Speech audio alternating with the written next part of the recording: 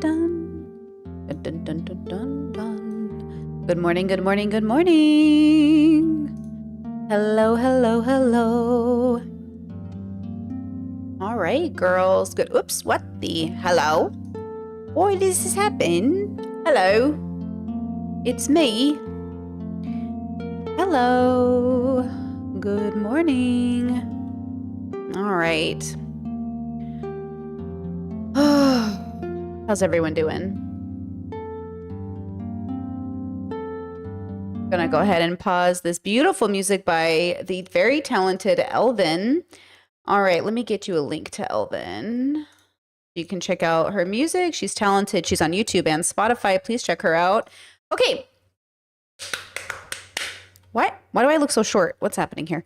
Why do I look? All my settings have changed. It's like I tried to record multiple things. All right, hello. Ooh, I'm tall again. Okay. So today, okay, now I feel like I'm a little too tall. Now I feel like I'm too intimidating. Okay, let it go, Brittany. Okay, so today, Dobrdan. Okay, so today we are going to be discussing deconstruction, spiritual psychosis, and then we're going to do like a little cleanser at the end with Drew Afawalo. So exciting. Thank you, chat says your hair and the JP video was fire. Thank you so much. Honestly, what vibes? Who doesn't love to pick their hair out and let it just flow freely, frizz it all, beautiful, gorge. It was great. Actually, today's topic is just heavily coincides with the podcast I put out about Jordan Peterson. Guys, I had 2 cups of coffee and I'm drinking a cup of tea right now, so I might be overcaffeinated. I might be overcaffeinated. I might be having too much caffeine. Okay, please check that out. My little brother just messaged me and was like, bro, your podcast is so funny on Jordan Peterson. I was like, thank you. He's like, I don't know who edits. And I was like, me, bitch, me. I spent all night. I was up till 3 a.m. editing. Okay, bitch, me. I was editing. So thank you. I'm very proud of that video. So go check it out. But I was making the argument that Jordan Peterson is running into a similar problem that you see in like a Judas character or an Azula character. And P.S. the couple of comments I got on that podcast being like, I can't believe you compared this to cartoons, to anime. Y'all, the way the world denies itself to like an ability to learn through lore and story is crazy to me. Like you said, it's just an anime? How dare you? It is a story, girl. Yes, are there shallow animes that are like, meh? Yes, but why are we acting like anime doesn't get to the heart and root of a person's, anime is a genre, but like it's a medium, but that some stories aren't getting to the heart of what it means to be a person, right? Anyways, so I want to talk about that today. I want us to be compassionate and loving and considerate. I want us to bubble hop today. I want us to deconstruct. And I just want to say for people who are maybe new to my content, like, when I say I don't believe in magic, I don't believe in things that aren't true. I don't know. What I believe in is the reality that I don't know much and I'm still learning. And what I feel like my levels are sort of a practice towards is a grounding of self. I am deeply concerned at the amount of people that become ungrounded when doing introspective work, when doing religious work, when going into spirituality. And I just want to remind people, like, spirituality is a medium to know the self. It's not a medium to go, it's hopefully not a goal to go crazy. And we want to avoid mental health problems. So we're going to discuss mental health problems today as non-medical professionals, as non-therapists, and remind you that you are a brain and a consciousness and a body, and your brain can malfunction. You have to make sure your brain is not malfunctioning. It's why in that Peterson podcast, I used the example of Azula when she was grounded and Azula who lost herself to anguish and despair. Because you are a biological creature evolved over millions of years. You are not exempt from going crazy. Now, if you have not seen, I have a podcast with a friend of mine who experienced weed-induced psychosis. I mean, there are so many people that still don't think weed-induced psychosis is real, which I understand. I also didn't think it was real until I saw my friend go through it. Psychosis is not funny. It's not a joke. It's not spiritual awakening. It is literally you losing your mind. You have now officially lost your mind. Okay? So psychosis is not funny. And there's no part of it that is getting you closer to knowing the answers to the universe. You are moving further and further away from groundedness. Okay? So I want to really encourage you to take care of your brain, to take care of your consciousness, and to take care of this body that holds those things. I really want you to ground yourself in the most reality. That's why we have conversations over whether or not being trans is a mental illness, or whether or not we have a new way of looking at gender as an experience, right? I personally don't think transness itself is the mental illness, which is, controversial, since the beginning ideas around transness is that was the mental illness, but I don't think that's true for lots of reasons. But we can't have these conversations if we're automatically going to, but it can't be anything other than that. Same thing with spirituality. Spirituality isn't always mental illness. Religion isn't always mental illness, but sometimes these things can be related to mental illness. So that's what I'm trying to get you to understand. Are you experiencing religion in a healthy way, or are you actually going crazy? Are you experiencing spirituality in a healthy way, or are you actually going crazy? Are you experiencing gender and self-expression and introspection in a healthy way, or are you actually going crazy?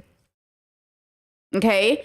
Because this is serious. Now, I understand we live in a world that, uses your mental health against you, that wants to discriminate against people because of their mental status. I understand that it's scary to even ask ourselves these questions without feeling like the world's going to punish us. But this is why I say you can't wait for the world to be healthy, and you can't wait for the world to discover, but you have to be reasonable with how you interact with the world. Do you remember that guy on Joe Rogan who talks about how magic is real and he's lost all his friends and family, but he knows it's real, so he doesn't care? Yeah, I feel like a reasonable and rational person is also somebody who knows how to interact with the outside world in a way that's reasonable, even when being an artist and eccentric. So even if magic was real, if I had superpowers, I wouldn't tell you, right?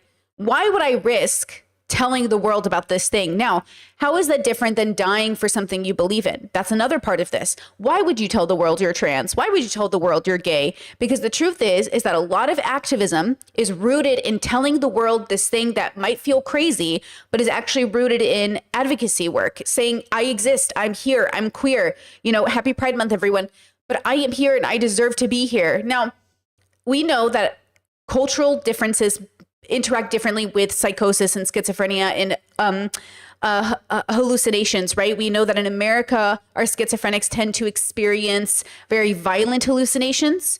And then in other places, they tend to be known as spiritual guides or shamans. I just want to point out that I like that in other places, they're not experiencing violent hallucinations, but I caution people from thinking that they still aren't unwell.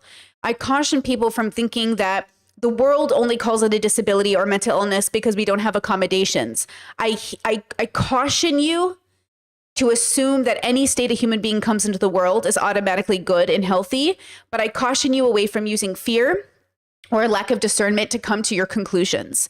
And so I've seen from people, conservatives, who automatically assume the worst of people because of their diagnoses, or people who have diagnoses who want to assume that they're still perfectly functional, even when in psychosis. And I warned you, I want to do my best as a content creator to just remind you that I am not interested, and I do not want to see my community or anybody around me lose themselves to introspection. We see this in the possibility of Jordan Peterson. We see this in Azula. We see this in so many characters. We see this in even the story of Judas. We see this in so many people. And it breaks my heart to see people lose themselves through discovery. But we know this is because, in my opinion, people are denying themselves therapy. People are denying themselves mental health. Every time I say, hey, maybe therapy, they deny it. No, I'm fine. I don't need therapy. Well, I think you might need a doctor that values you and respects you and wants you to get better. I think what's scary is not all medical professionals are made the same, and some of them aren't going to want to be invested in your recovery. And that's why we have to be, quote, privileged enough or lucky enough to find a medical professional that can really help us. But I don't want people to sort of lose themselves, in the process of life, though, of course, ultimately, we can't save people from it. As I just watched BoJack Horseman. I was editing it this morning, and it's not up to us to save the BoJacks. It's only up to the BoJacks. It's not up to us. We can only do our best, right? We can only do our best to help people, but it is sad to see somebody become like a shell of who they used to be in a sense, right? Okay, so I want to start off. This is going to be really interesting. I want to start off with an example that I think will be really digestible to us before we get into spiritual psychosis. I want to start with Bob the drag queen, you know, Bob. And I want to start off with Harriet Tubman. I know, stay with me. I saw a TikTok the other day of a woman saying that Harriet Tubman like didn't exist basically. And I ignored the TikTok because it felt like really ungrounded and very scary. And I've seen a lot of people on the internet in autistic circles, in POC circles, and queer circles where I think y'all have forgotten that you're not experts, that you just don't know what you're talking about. And then they get up here and say things with their whole chest that sounds good, but like isn't grounded in reality. I want you to stay grounded in reality. And I think Bob does a really good way of explaining this. So let's go ahead and watch him do it, because this is going to help us understand that people are doing this with history. They're doing it with you know, existence itself. They're doing it with spirituality, and they're doing it with religion. And so let's have him explain it here with this video. Found out Harriet Tubman is not a real person. It fucked me up. I'm not gonna lie.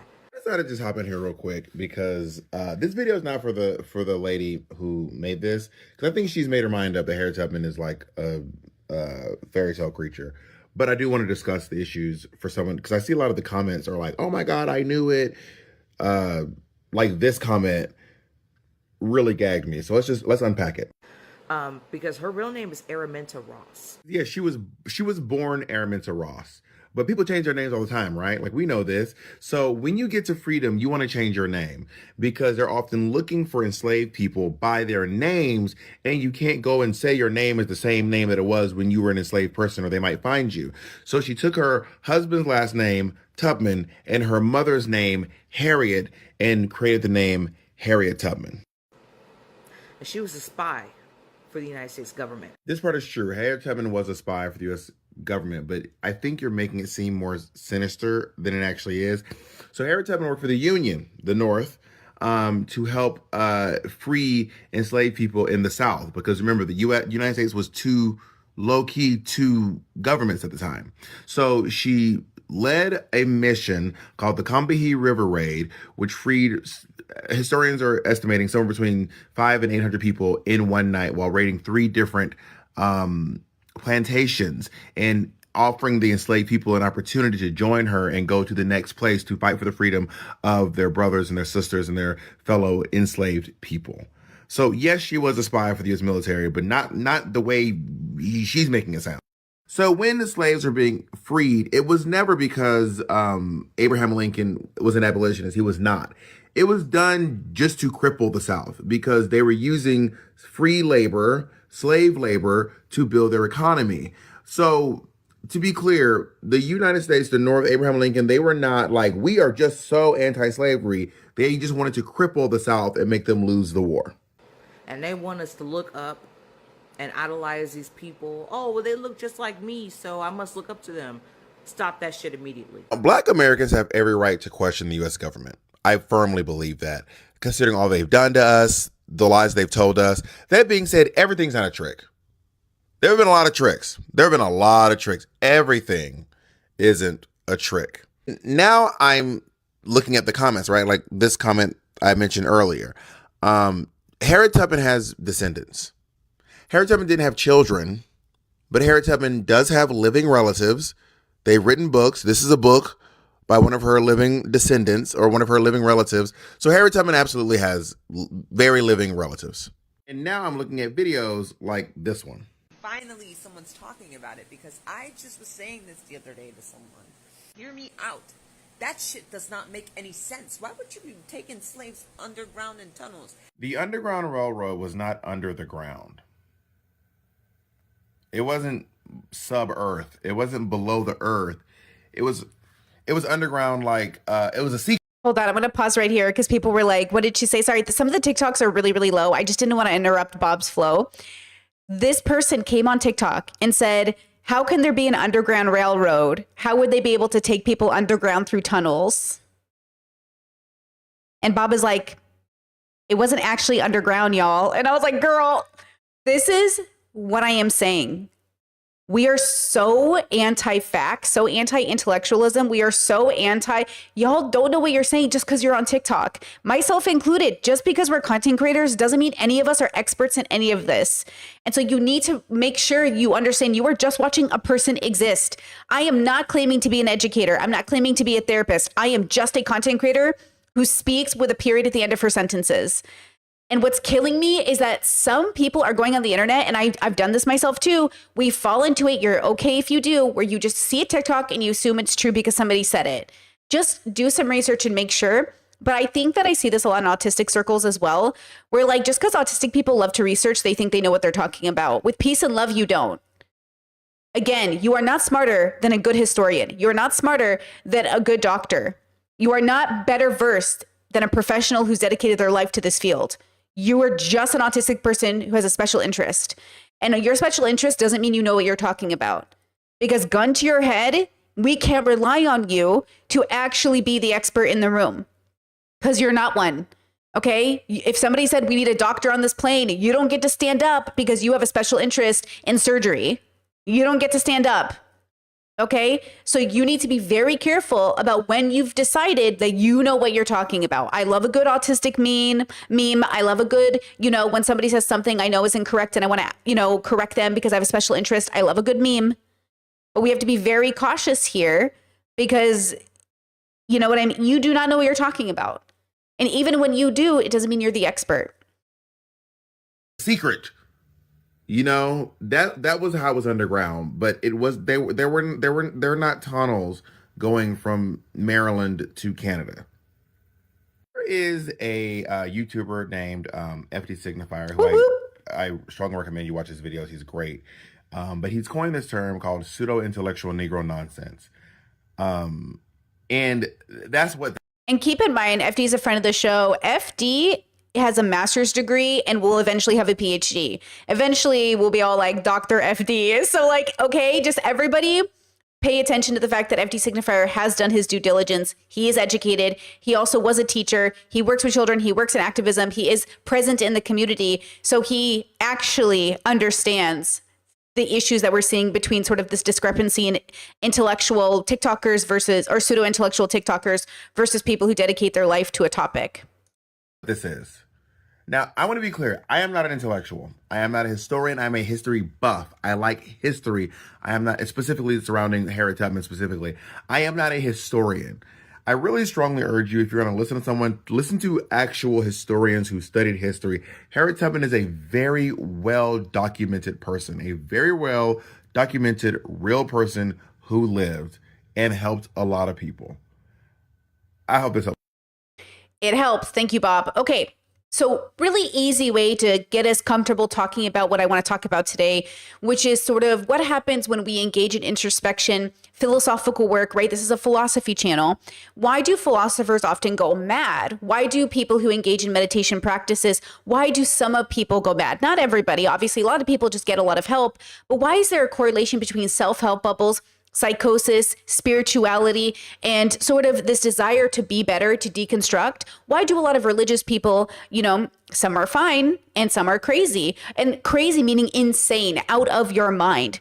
I want to encourage you to be very grounded in knowledge. I want you to be able to be reliable, a good community member, a participant in the world. I want you to show up being, well slept and fed and reasonable. I think I am sort of concerned that, in every one of these bubbles, whether it's self-help or spirituality or religion or anytime you are questioning reality, you run the risk of misstepping along the journey into some level of psychosis or insanity.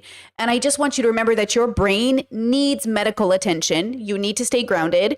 Okay. I was just seeing that Trump put on Truth Social, in the last 72 hours, I believe, that he thinks Biden is a robot.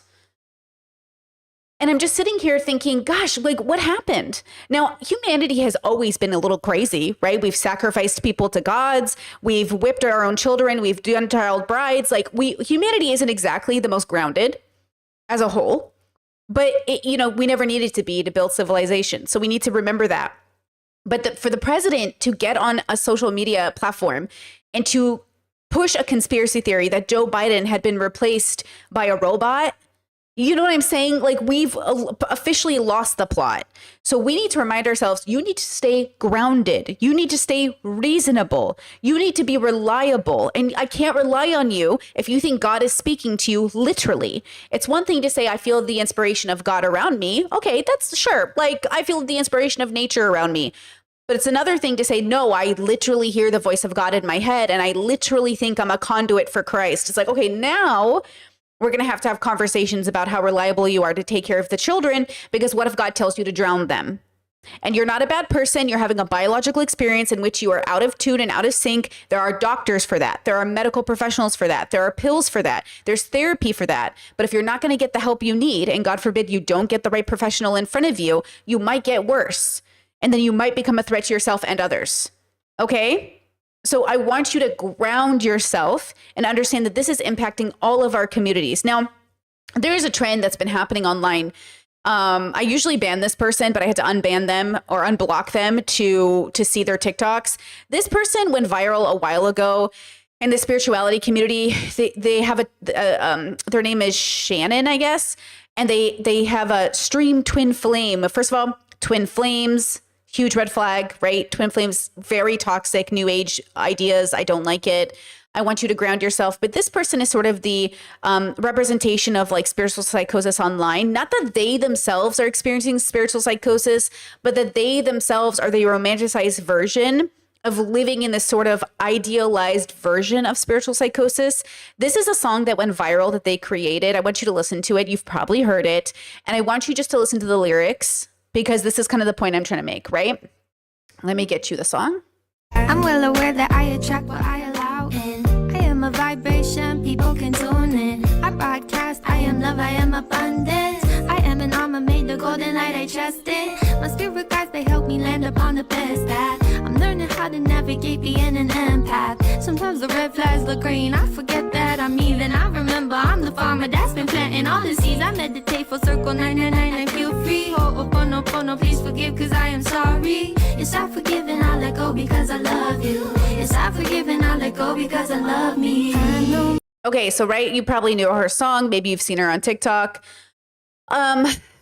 Okay.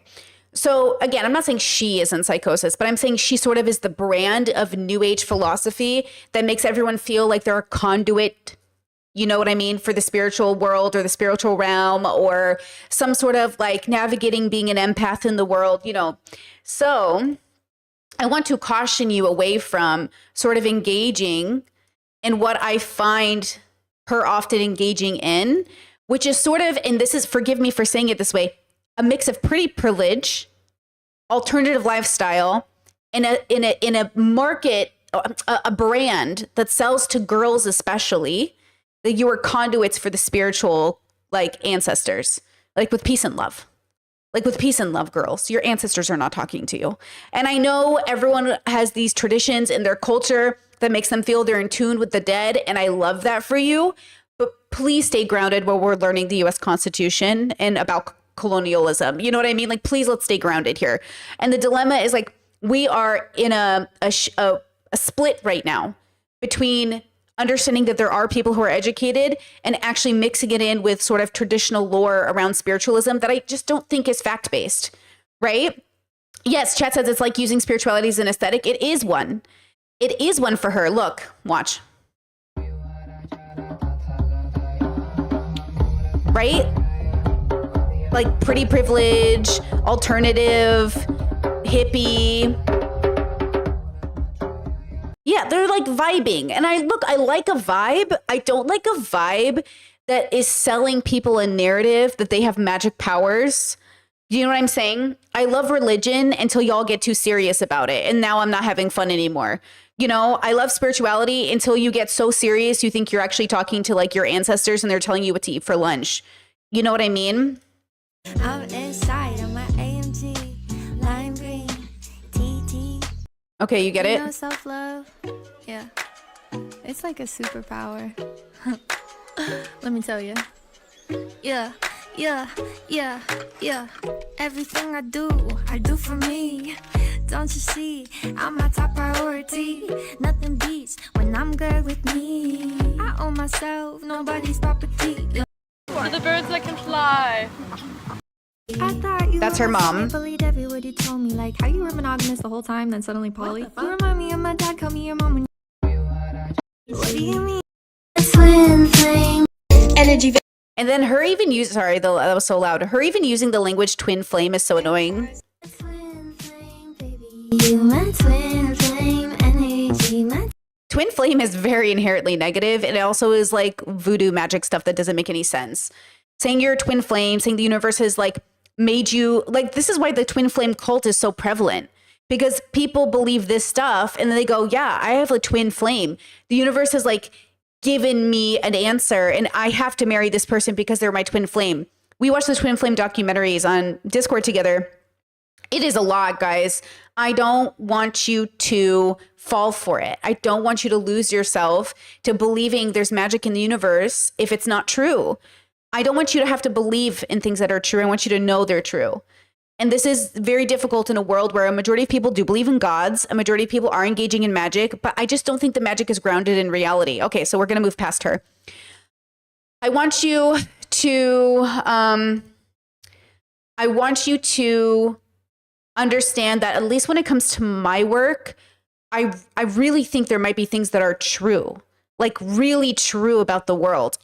I'm not convinced it's connected to, Jesus capitalism or spiritual psychosis or losing your mind. I don't want you to lose your mind. And I feel like if you really learn and it's really knowledgeable, then you'll be more grounded in reality. And I say reality because right now there is an argument everyone's having about what's real. Again, the president of the United States put on social media that he thinks Joe Biden, another president, has been replaced by a robot. Can we please get back to reality? Can we please ground ourselves in something that is real and tangible? You know what I'm saying? Like this, we have lost the plot. We're losing the plot. Okay. Now, I want to go to a TED Talk that, I've only seen about halfway myself, and I just found it interesting and I want to share it with you. And I want us to have a very serious conversation about what this man is trying to convey to us about how the world around us, right, experiences spirituality or psychosis. The title of the TED Talk is called Psychosis or Spiritual Awakening. And this is from 2014. And I'll just tell you, as somebody that thinks TED Talk has gone way downhill and too many people who are not experts keep showing up on the TED Talk, this one is old enough that it was interesting enough. But some of these new TED Talk people, it's just downhill. Debunk science, not facts. Same thing with all these, Diary of the CEO kind of podcasts where it's like expert in this, speaks on this, and it's just debunked science. Like, we've got to be very, very grounded in how we are problem solving and identifying problems, right? Okay. Really fast. Discord says, I had a friend for a while and we enabled spiritual psychosis in each other for a while. It was wild to look back at now. And look, if you guys haven't seen my podcast where my friend went through psychosis, I will tell you it was devastating. It was devastating, and it is kind of hurtful when people say, well, is it psychosis or is it just the way the world labels it? No, girl. My friend was literally trying to slam their head on the ground to break their skull open because they thought that's what God wanted. No, girl, it is not good. When you hear the sound of a skull against a concrete, like, girl, it will stay with you forever. I will never forget the sound of my friend's head hitting the ground as they threw themselves. It is a terrifying sound. No, it's not funny. No, it's not cute. And no, it is not good. So yes, we want to ground ourselves in reality because we do not want people throwing their heads on concrete. Okay? Chat says, or Discord says, yeah, you can ground yourself in your heritage, but making up ancestors you don't know and where they're coming from, I don't know. Well, I think sometimes people forget that I love tradition, I love culture, I love where we come from. But a lot of our ancestors, they thought God was speaking to them through thunder and lightning. With peace and love, our ancestors are great, but they didn't have they didn't have the internet, they didn't have books. You know what I'm saying? So we have to take what our ancestors taught us and upgrade them, right? Chet says, Discord said, why do you think people seem to need magic so much? I genuinely think it's because they refuse to engage in education. It's a denial of education. They really think the scientific method doesn't work. They really think that education is fake. They really think that somehow the answers for reality aren't cool enough, aren't big enough, aren't amazing enough. And that's the problem. Like they think that, the simplicity of the answer, just like, that's not good enough. I need it to be interesting. I need it to be bigger than life. Life is interesting enough. You don't have to make up a story. Life is really, really cool. You don't have to make up a God to make it cool. So I think that's what it is. Now, Chad said it perfectly here. Desperation for answers plus inability to educate themselves properly. And look, like, we all run into this. We are all living in we're all hopefully on a deconstruction journey. And deconstruction doesn't mean to destroy. It means to take it apart and hopefully see the things in it that aren't working and put it back together to be healthier and better, right? So you have to ask yourself, am I losing myself? This is, again, so prevalent for relatable to the podcast I just posted about Peterson. Is Peterson really on a spiritual journey, or is he losing himself to this need to be right? Is he allowing himself the freedom of experiencing life, or is he trapping himself from this fear of being wrong? Watch the podcast. It was really good. Okay. Chad says, I think there is a serious form of all of these metaphysical conversations, but because of how popular these people become, the conversation gets occupied by those that need to be debunked, that need to debunk the underground people before we can actually have real conversations about these topics. Exactly. Which is probably why a lot of people don't have them generally on the internet or in these spaces. And I do caution people, it's why I don't like conspiracy theorists. I do caution you from using, again, bad data to come to bad conclusions. But I think the people that are probably really serious about the conversations are probably just busy educating themselves. Sorry, ungrounded, not underground. Thank you, chat. Sorry, I read your comment wrong. Ungrounded. Let me read it again. Hold on. Occupied by those needed to be debunk the ungrounded people. Thank you. Sorry. So yeah, that's why I say, even for me, I'm in my research era. I just want to make sure that I'm educating myself, because I think I'll be in it for another decade, because there's just so much to know about everything. And guys, I just don't know that much. Nobody does. And that's why you dedicate your life to one possible topic, because it's so hard to know about everything. I am relying on everybody else to really take their education seriously, so I can rely on you for knowing what's true. I need to be able to rely on my community to actually be educating themselves, not to be making excuses or coming up with frameworks you think sound good because you heard it on a TikTok. We're not going to have a stable society if we all keep thinking everybody's robots and psychosis is reality. Like, we have to be very careful. Okay, let's jump into this bubble here where he explores different religious / spiritual awakening / psychosis in different parts of the world. And let's talk about how it overlaps with our relationship to these things. Okay, so here we go.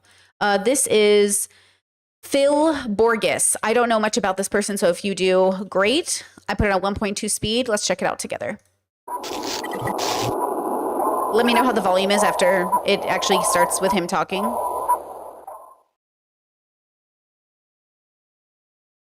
Okay. Good evening. One of the things I love about visiting indigenous cultures is it lets me step back in time and see how we all lived centuries ago. And in doing that, I've noticed so many things that we've gained and things that we've lost. And one of the things I've really noticed is the fact that our relationships are much different. And first of all, our relationship to the land. In indigenous cultures, there's no grocery store. In tribal cultures especially, no utility districts, no water districts, no fast food restaurants. Nothing stands between them and their survival other than their own ingenuity and their own knowledge of the earth. And they have a very intimate knowledge of the earth. And it's always astonished me.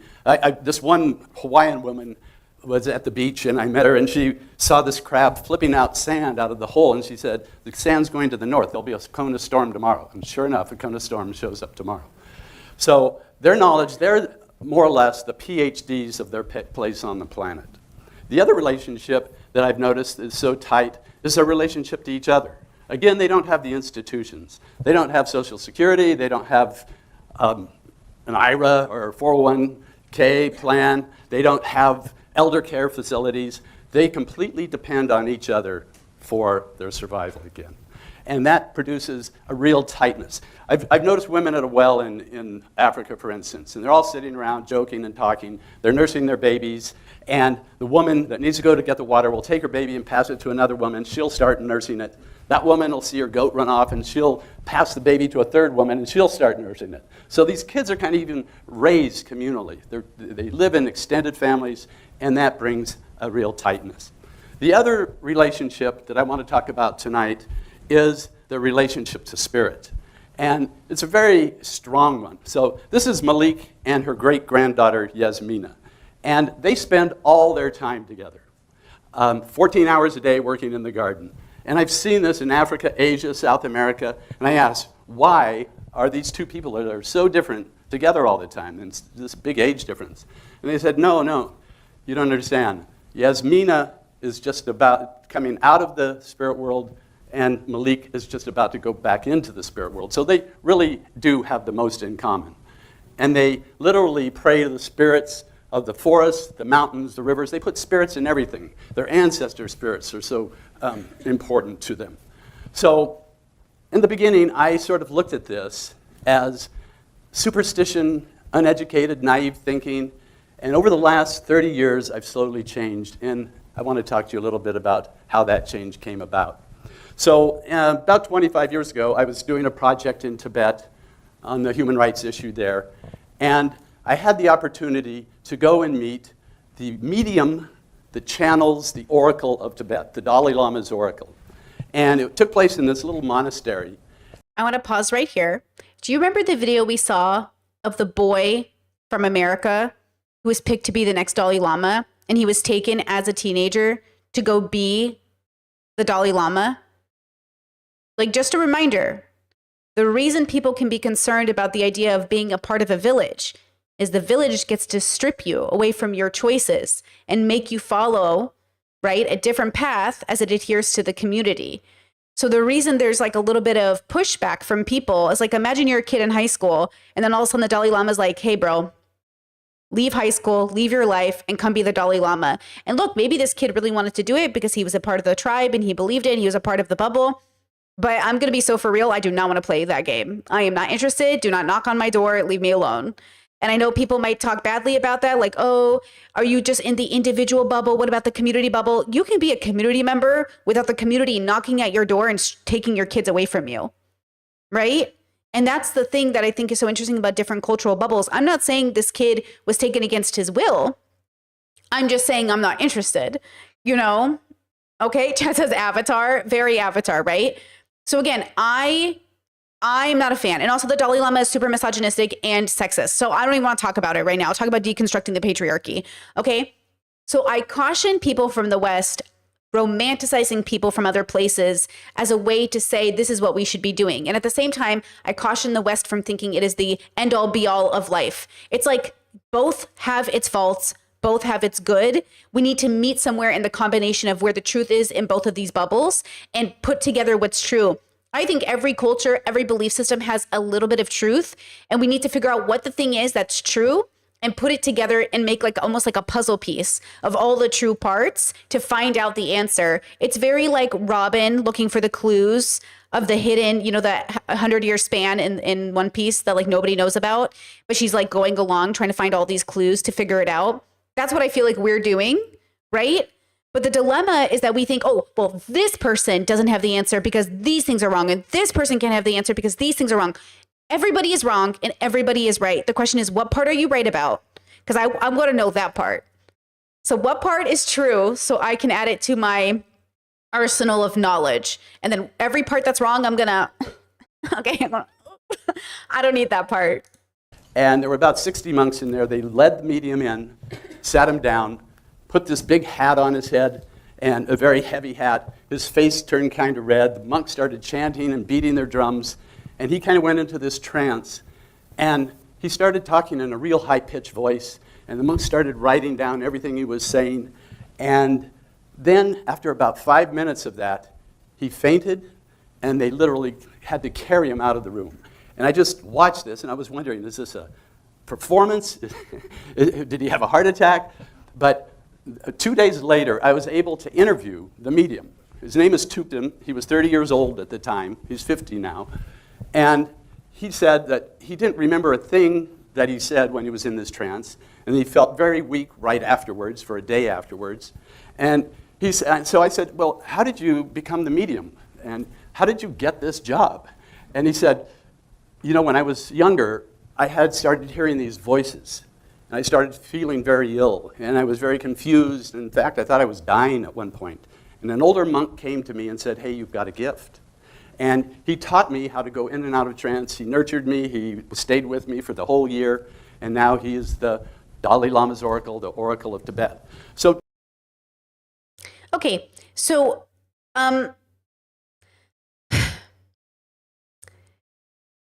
when people in the West say, oh, look how cool this thing is, instead of being ill, these people are actually shamans, they're monks. Mm-hmm. Is there such a thing as an oracle? Who is he channeling? Because all of that can be explained through a biological understanding of how bodies work. And instead of getting the help they need, they're being used as oracles for the Dalai Lama. But what if they were given other options? Are they even allowed to seek out other options? Are they allowed to consider their other options? What if their life could be different? What if they didn't have to feel like they were hearing voices? Like, what does that mean? Everything he explained could just be explained through a basic understanding of psychology and science, right? The dilemma is that people will say, well, he's having such a real experience, it must be real. One of the reasons I really don't like Teal Swan, and I really recommend you don't watch her work, is because she literally claims to be able to channel into people's dead relatives. And she does this, and I think it's so disgusting to pretend you are talking to the dead. Like, I think it's really disingenuous. And if you are talking to the dead, I think you'd be more serious about the way you're presenting it to people. And the fact that Teal Swan and her coaches actually put trauma into people's lives that didn't exist there. There was a woman who was featured in which the I don't know what to call it, the trance they were in, explained to them how their parents had molested them when they were kids. And that's not true. She doesn't know that. There's no way for this person to know that happened. You know what I mean? Like, this person who claims to be like so magical, they can tell your parents molested you when you don't even know that. Like, you don't know that. Okay? It is so dangerous that we are moving through the world again. When the president of the United States, and I want to ground you back to politics, our actual leader of the quote free world thinks Joe Biden is a robot. Like, we need to be so serious about how ungrounded we are right now. We are not grounded in reality.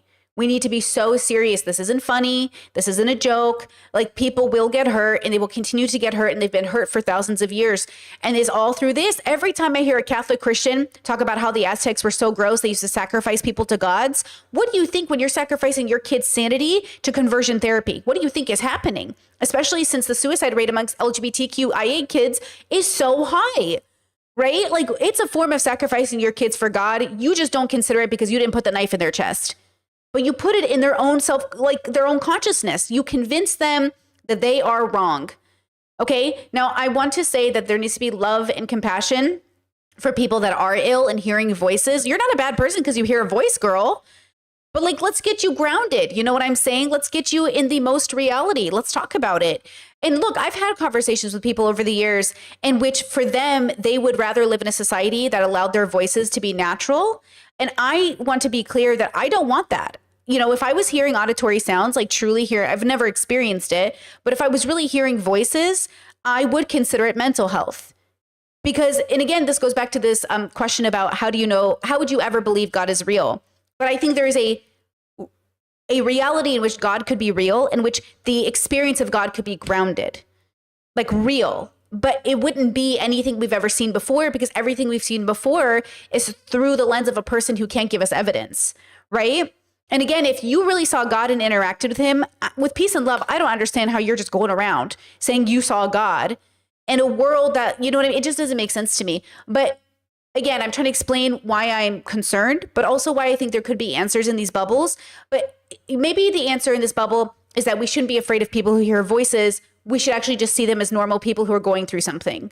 But the West might say, oh, you're crazy. You can't be trusted. You're hearing voices. And they might say, oh my gosh, like this is a gift. I think it is neither that you can't be trusted, nor that it is a gift. It is simply a phenomenon of your biological experience, and your brain is just processing auditory sounds.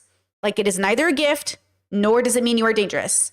It's just an experience you're having, and we need to make sure that you know it's not you. Like, it's not the you that is your consciousness, it's your brain misfiring. So let's get you some help, right? Chet says, I agree with you. I don't think these supernatural experiences are truly supernatural. I think we just don't understand the mechanism as yet. I think we might disagree is whether or not you believe that a mechanism is actually at play or not. I think in most cases it's not what we think it is, but I do think there are cases that would break the what's this word? I can't hear it in my head. Paradigm. My issue is that since they're all placed into some bucket, no one in the mainstream takes any of it seriously enough to actually try to find the answer and build on it. That's not true, though. I agree with you, but I don't agree with you in that sense. There are serious people who are trying to figure out what is actually the brain and what is actually the possibility of the supernatural. It's like the scientific method is a part of that process. I do think there are people who are trying to figure it out. I just don't think they're mainstream because the mainstream believes in God.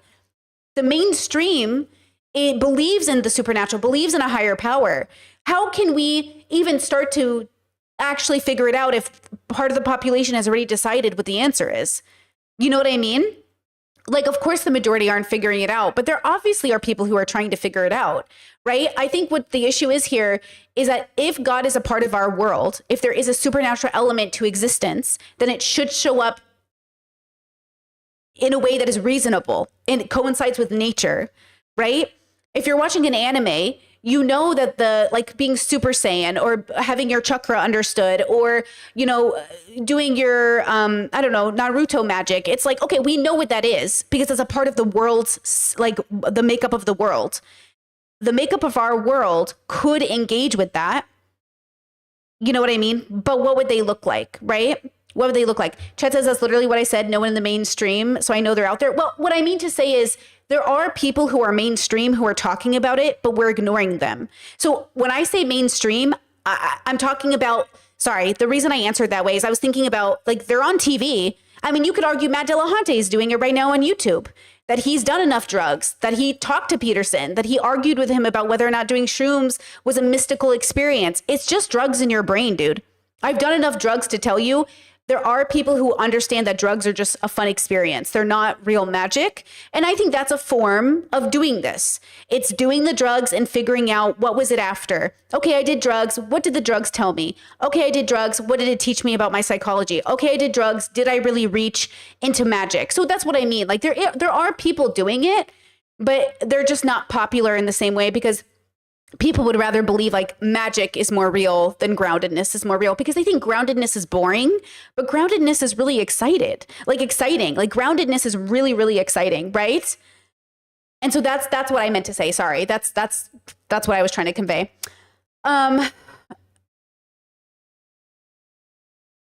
Let's see.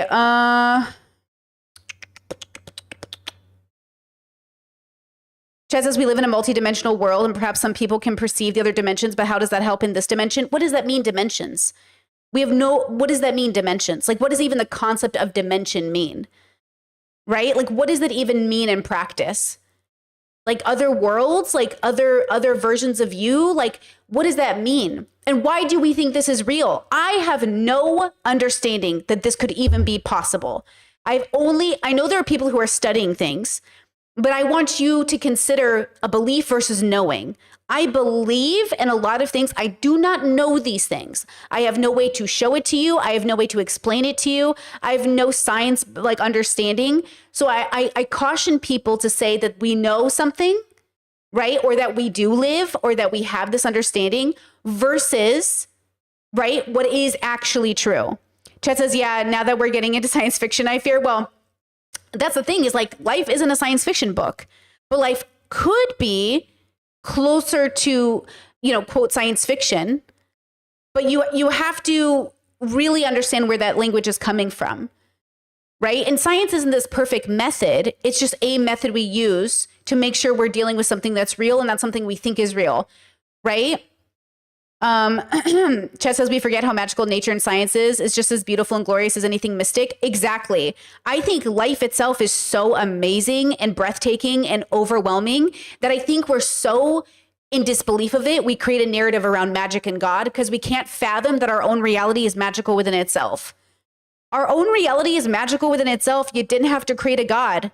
But I think we can't fathom it. I think our brain shuts down, realizing like we're a floating species on a planet in space. Like that alone, if you really understand that, that should feel like magic alone. That should rock you to your core. But we take it for granted. We don't think about it. We just think, oh yeah, we do these projects in elementary school about the planets, and we just don't embody and truly understand how magical that is alone. And then we have to create a narrative for why we're floating on this rock in space. Oh, must be God. Well, look at the universe, must be God. I mean, must be something, but the something doesn't have to be God. I mean, itself in itself is so amazing, right? Just being out in the, like a mountain or a field or a forest and just seeing like all the life around you should feel life-changing without needing to, again, kind of lose your mind to the reality of it all. But I actually think you know how they say if you knew a pinky of what God knew, your mind would explode? I think if you knew a pinky of what it means to exist on a planet, it would feel like you're losing your mind, but you don't have to lose your mind, guys. You can ground yourself, I promise you. Right? Yes, exactly. Reality as it is unbelievable enough. Exactly. You said exactly. Seeing reality as it is magical. Exactly. Seeing reality as it is magical. I just think we can't handle it. So then we create narrative. And then we get lost in sort of all of these like talking points about like trans people and gay people. Like, girl, we're all nature experiencing itself. And that's why also we can't contend with the fact that humans are also really horrible, because we can't contend with the fact that we are a part of nature that is so horrible. We're both things. We're great and we're horrible. Not every bear will eat you, but some bears will eat you. Not all humans will rape you, but some humans will rape you. It's just, that's what life is. You know, Discord says the excitement you get from grounding yourself is similar to the satisfaction you get from trying really hard on something like solving a puzzle and finally getting the results. It's a delicate process that requires focus and level-headedness and patience, and it's very satisfying when you, quote, get there. Yes, exactly. Our own reality is so awe-inspiring on its own. Exactly. Yeah. Okay, good. Okay, I'm glad we're all on this. We're like on the same page. Okay, let's go back to this video. 2 years later, I was doing a project for Amnesty International up in the northern part of Kenya in the Samburu area, and I was taking pictures of these people, and my guide turned to me and said, you know, their predictor has told them that you were coming to take pictures of them. And I didn't think too much about that because there I was taking pictures of them. But he went on to say, he said, they also said that she said that you would hide from them when you took their picture. And I said, no, I don't hide. I'm right in front. I use very short lenses. I'm usually right in front of the person when I take their portrait. And that night I was home cleaning my lenses, packing my bags, and I realized, yeah, I had brought my new camera that I'd never used before. It's this panoramic camera. And this is the way I've got to focus that in total darkness. So all of a sudden I thought, well, that's a coincidence. And my assistant said, that's amazing. So it was just something we kind of filed away. But I, at that point, decided what I wanted to do is start actually seeking out these people that go into altered states of consciousness in order to heal or predict for their tribes. And that's what I started doing. And so, by the way, here is the woman that was the predictor. And I did take her picture with the panoramic camera. Her name is... I'm a little annoyed that the TED Talk didn't show us the photos. He's got a projector behind him, but they're not zooming out to show us, which is just bad filmmaking. Like it's a bad camera angle. It's really sad, but we're missing out on some visuals here. Cool, and she's 37 years old, or was at the time, 5 kids, and she had the very same story as the medium of the Dalai Lama. When she was 12 years old, she started having visual hallucinations. She started feeling sick and dizzy. And her grandmother came and said, you know, you've got a talent. And she nurtured her through it. So I literally went around the world and doing my human rights work and started finding these shamans. And the way I would find them, and they never... And just a reminder, remember when Boogie thought he had a shaman, the guy who gave him shrooms? Like, Western shamanism is so silly. But I would caution us, once again, from assuming that these people just didn't have language or a better understanding of how to sort of deconstruct the idea of hearing voices. But I think it's good that they weren't ignoring or ostracizing those people. I'm glad that they were being kind to those people, because I think in the West, we're so cruel to people who hear voices. We're so gross the way we treat people. But I also caution this Dalai Lama tribe from maybe not engaging in the most reality, because again, like auditory hallucinations, they're not real. So if they're a hallucination and then you give them credit and you say you're a gift, you're exhibiting realness, we are going to base our life off the sounds in your head. Why? Where is that coming from? Right? I think that's the part where I'm like, oh, what's the point of that? What's the point of giving credit to these voices, right? Now, maybe in the future, we realize that these voices were actually all a part of nature in and of itself, that we evolved to have these voices, that it makes sense. But even the evolutionary process within itself is so mind-blowing. And I think we forget, that we are just the animals on a planet evolved over time. But again, we're sort of animals that have a relationship to sort of this thing we call spirituality. But spirituality is a construct, a feeling we're having, an experience we're having with existence. And so we call it spirituality. And then we sort of put an importance on it, which elevates us onto a pedestal through ego that tells us, oh, this thing I'm doing is so spiritual. Now look at me. I'm a conduit. I'm a tool to be used by the universe. It's like, see, now you're doing it again. You're putting yourself on a pedestal. A dog does not simply exist and say, I am a conduit for God, for spirituality. They just exist in nature. But humans have this brain that wants to make answers. And so the answers also, all often come in the form of what I think is like ego. Assuming that you are great, assuming that God is using you, assuming that you are an oracle, and then people abuse you. What about all the people who were oracles who didn't want to be, but now they're obligated to be because their tribe says, but that's what your gift is. Girl, what if I want to live in New York City, take a pill, and go on with my life? And that's the scary part. If you're an oracle from God, do you also get to just be a normal teenager who plays video games and watches anime? Or no, you're not allowed to because God put you here for a special reason. Sounds scary. Introduce themselves as shaman. You would never know who they were unless you asked the community members, who's the healer here, who goes into trance, and they would tell me and lead me to the person. So this Chad said maybe this is the way that people who didn't have access to mental health care to deal with psychosis, but now we don't necessarily need that. 100, right? I think they're really, really good at helping their people. I just want to make that abundantly clear. I think that is exactly what they're doing. I just don't think it necessarily means it's right. I think we can learn from it and figure out what to do in the future. Like, again, in the West, we're scared of people with hallucinations. In this tribe, they uphold them as sort of conduits for God, their God. That's not neither or the answer.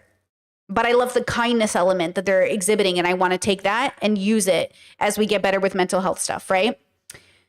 Chet says, but why did humanity evolve in this way? Why did humanity evolve this way to believe this in the first place? I'd like to know the original reasoning. I wish it was possible. I think survival, it makes a lot of sense, right? Because you know how humans used to put their babies out in the forest and let the nature take them if they were disabled? You know how animals eat their young that they think are diseased or ill in the litter, right? There is a part of us that is, one, fearful that our kids won't be able to survive disabled, but also that your offspring won't have the right chance. And so it's better to end their life now than to see them try to go through life in a harder state of being, right? There's something very natural about that. But as medical science has gotten better, we can take care of people with disabilities and we don't have to knock them out of the gene pool, right? But that doesn't mean that there isn't something to be said about harm-reducing illnesses and diseases and giving people better chances and removing disability, not from the gene pool in some eugenics kind of way, but sort of having a relationship with symbiotic relationship with our evolutionary process and our compassion. The dilemma is that we're lacking compassion and we're not actually curious to actually finding out the real answer about preventative harm. Because again, we're trying to deconstruct all of these religions and beliefs and evolutionary processes, and we're all arguing about what reality is. You want to have grounded deconstruction. But the problem is people really lose themselves. It's like people coming out of religion and realizing God's not real can be a real shock. And then they kind of go crazy from the realization that their whole life has been a lie. Your whole life wasn't a lie. It was an experience.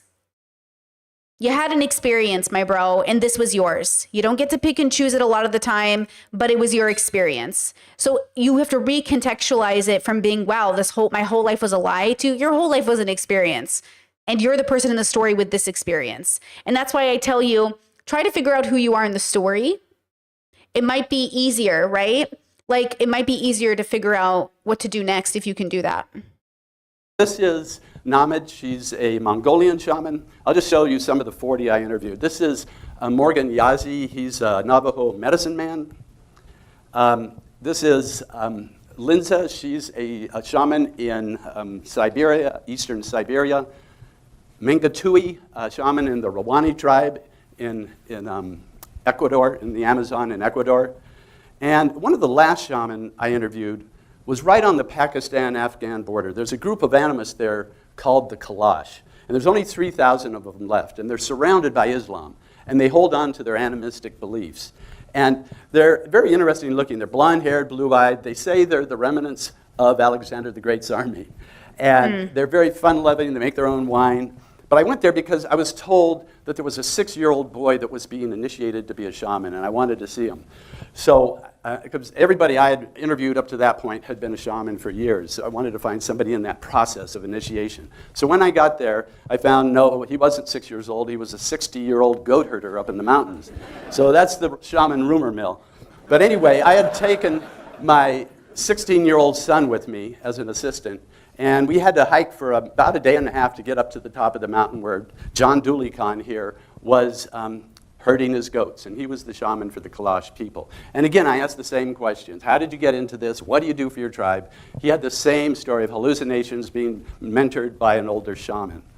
And the shaman in different cultures induce their trance in different ways. By the way, shamanism is a universal practice. It's the world's oldest spiritual practice. And there's a lot of common denominators. But the way they go into trance can differ. In Mongolia, they beat a drum next to their ear. In South America, they take psychoactive plants like ayahuasca. In Pakistan, they did something that was quite unique. They burn juniper branches, they slaughter an animal, pour the blood over the burning branches, and then the shaman inhales the smoke to go into trance. And so here I'm trying to talk him out of doing a ceremony for me because I don't want him to kill one of his animals. And he said, no, I have to do it. My spirits are telling me I have to do it. You've come so far. So the next morning, his son started the fire, started burning the juniper branches, and he started praying to the mountain spirits, the spirits of the forest. And they slaughtered the animal, and he started inhaling the smoke, and then he went into trance. And he stayed into trance for about 5 or 10 minutes. And when he came out, he was very silent. He hardly said anything. And he was very talkative before he went into trance, and I thought, well, this is kind of strange. And I asked one of his sons, through my interpreter, what happened to him? What did he say? Did he see anything? And the son just said, the only thing he said is, your journey is going to be extremely difficult, but you're going to be safe. And that's all he said. So the next day, my son and I took off. We left his campment and walked down the mountain and headed up further into the Hindu Kush mountains. And we were out in the middle of nowhere. We had a Jeep. And my son started getting sick.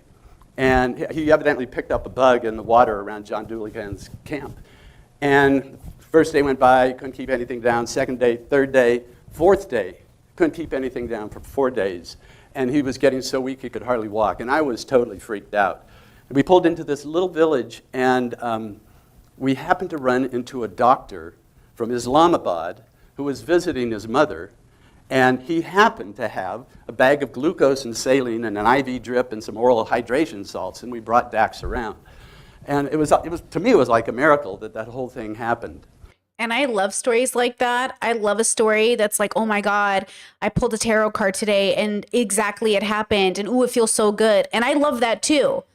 But just because you had an experience doesn't mean it was grounded in an actual, like, if we could view it as sort of like God in the universe to know the absolute truth, we don't know that, but it's still an experience, and experiences are valid. You're allowed to enjoy an experience. I always said BDSM was really fun to have a spiritual relationship with self, but it didn't mean that the relationship I was having was any more real than my brain was allowing me to have it. My brain is having the experience, and I'm here to witness it. I'm here to have that relationship with my consciousness. It's cool, but I don't know if it exists outside of my brain. That's why we say, does objective morality exist outside of perception? Does your experience exist outside of your perception? Like, I assume that when I die, you will all keep living. There are some people that adhere to a philosophy system that says, when I die, the world dies. That you are all a sort of a part of my brain. But I assume, Brittany assumes that when I die, y'all will still keep going. Okay? That is my belief. I don't know that, but that's my belief, because when other people die in my universe, I'm still here. But of course, again, how could I know that, right? Discord made a really great point. Discord says, I'm now realizing the West's fixation on idealizing these cultures is the cognitive dissonance about basic human qualities like kindness and compassion. They must have a, quote, higher knowledge because it is so hard to imagine that they just operate with more kindness and compassion for the sake of it. I 100% agree. I 100% agree that the reason we same with Miyazaki films, we idealize the Miyazaki life of doing laundry by hand, the homesteading, the cabin living. We romanticize existence because we think it was simpler. And if it's simple, it must be real and true and good because we've lost our compassion, love, and empathy. But did we ever have it? If we look at the history of the world is pretty savage. The world is pretty destructive. The world is really, really violent. I mean, we're acting like America didn't just own slaves. Do you know what I mean? Like, we're acting like we don't come from countries that have horrible pasts. We're acting like a genocide isn't happening right now in Palestine. So what is it to go back to? Again, make America great again is a falsehood because what are we going back to? So all of these people's desires to go back to a simpler time, what time? When? Because we left that simple time because it was driving us crazy and we were having offspring just to help us feed ourselves. Going back to what time? You know? So, okay, I do agree it's a lot of we romanticize life. Now, life is pretty romantic. But I feel like a lot of the time when I find people, like I've noticed that some of the people I have the largest disagreement with, because look, there's a part of me that 100%, I love drugs, I love romanticizing, I love like realizing how significant it is to exist. But I've seen people romanticize like a lot of toxicity in a way of, isn't it so beautiful? We're so destructive and we're hurting each other, but isn't that the beauty of life? Yeah, I think in some ways, it is beautiful to see that we're all just like bears fighting each other and clashing with energy. But also, like, I don't really want to fight you. So I don't know how beautiful it really is to be destructive, right? But sure, is there something beautiful about a tornado that rips through a town? Yeah. But also, can you not? You know, is there something beautiful about a flood that takes over and just like resets all of existence? Sure. But also, can we not? I understand what you're saying, but do you understand what you're saying? Like, are you really grounding it in reality? Like, are you sure you want to bring this back? Like, are you sure? You know what I mean? Yeah, exactly. Chat's like, yes, but also chill. Like, chill. Like, okay, I'm not interested in that happening again. Take note, God, no massive floods. It's like, I understand when I went through Arizona, I would go through the reservations there, and there were these beautiful just rocks and formations, and you could see where the water line was. Like, you could literally see where water had been at one point, and there's something really beautiful about that. I'm kind of glad there's not water there anymore, so I can drive through. But yes, these big rocks, like these rocks that are so big I can't even explain it to you. They're way bigger than a house, and you could see the water lines on the rocks. You could see the idea that water had been there at some point. Yeah, cool. But also, I'm glad that it's no longer flooded, right? I think, you know, oh, chat says the stars when you're in those reservations. Bro, Arizona, northern Arizona, I have never seen the Milky Way in my life, but when I was living in Arizona in the mountains, I could see it. It is the most heart-stopping, gorgeous experience. You want to talk about a transcending spiritual experience? Literally seeing the Milky Way with your bare eye and being like, holy shit, like there is a blanket of stars in the sky. And I am just, you know, I'm here experiencing it. It is, talk about making you cry, you know? Oh my God. It's so beautiful. So beautiful. Shout out to Northern Arizona. Just absolutely gorgeous, you know? Okay, let's go back to the video. But, so I'll tell you a little bit about the shaman. First of all, this is the common things with shamanism. It's not always true, but in general. They typically are identified with what they call the call. And the call, in the ones I interviewed, almost all of them, it was a psychological crisis. Ooh. Secondly, Let's rewind that. They are identified with what they call the call. And the call, in the ones I interviewed, almost all of them, it was a psychological crisis. Secondly, they almost always have a mentor, somebody that's been through it and come out the other end of this psychological crisis and can show them the ropes and show them and tell them and comfort them along the way. And then they have to face what they call the initiation, and it's almost always this death, a death of their old self and a rebirth of a new self. And this rebirth, I don't know how to explain it. It's like they take on much more of an elevated consciousness. They expand. This is, okay, I think this is a very common phenomenon. This is all really good information. One thing I will say, I caution young people in the same way that an elder would caution you, but not in a bigoted way. I caution young people to think that their 17 to 22-year-old self could possibly know. In the same way that I hope you don't stay this person forever, know that the person you will be in the future will hopefully know better than you know now. In the same way that I cautioned my 36-year-old self, because one day I will be 50 and look back at myself and say, oh, girl, the youth was showing, right? We will always hopefully grow into a person that looks back and says, oh, and then we will never stop learning. But that means you would have to right now accept that the person you are is probably really wrong about something. And the question is, what are you wrong about? Right? And that's okay. You're not a bad person because you're wrong about something. But see, in the West, we're convinced that wrongness is a lack of sign of intelligence. It's why Peterson is going crazy, because he refuses to engage in the idea that he is wrong. Even the Christians are like, man, this man cannot admit when he's wrong. When the Christians are coming for you after they upheld you so high on a pedestal, girl, you need to check yourself before you wreck yourself, okay? And that's the point, is you don't want to be Peterson. You don't want to be Azula. You don't want to be a person who refuses the help, who won't engage in knowing they're wrong, and won't actually change fundamentally as a person. Why does Zuko go back and forth? Why does Zuko feel like he's changing? You know, they're at the tea shop, they're embossing Say, he's dating a girl, he seems normal, but he's not. He's given a chance. He betrays the Avatar, goes with Azula. He's given another chance and another chance. And every time you think, okay, this is it, he figured it out. Nope, he swings right back to trying to find Daddy's approval. And then finally, it happens where Zuko has a real transformation and he leaves his past self behind and becomes the new Zuko. The Zuko we see in Korra. The Zuko we see at the end of Avatar. The Zuko that says, I'm ready to be a different version of myself. So we should go through transformations. We should get ready to become a different person. But I caution you away from thinking you know everything. What is the premise of the levels? A realization I had that we don't know what we're doing. We don't know the answers. We know very little, but that doesn't mean the truth isn't out there. That doesn't mean we can't discover truth. You do not create truth objectively. You discover it. You discover it. You experience it, right?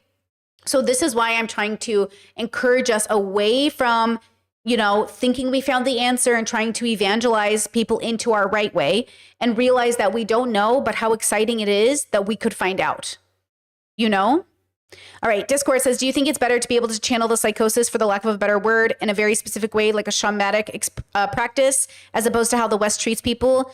Do you think there's a way to channel it into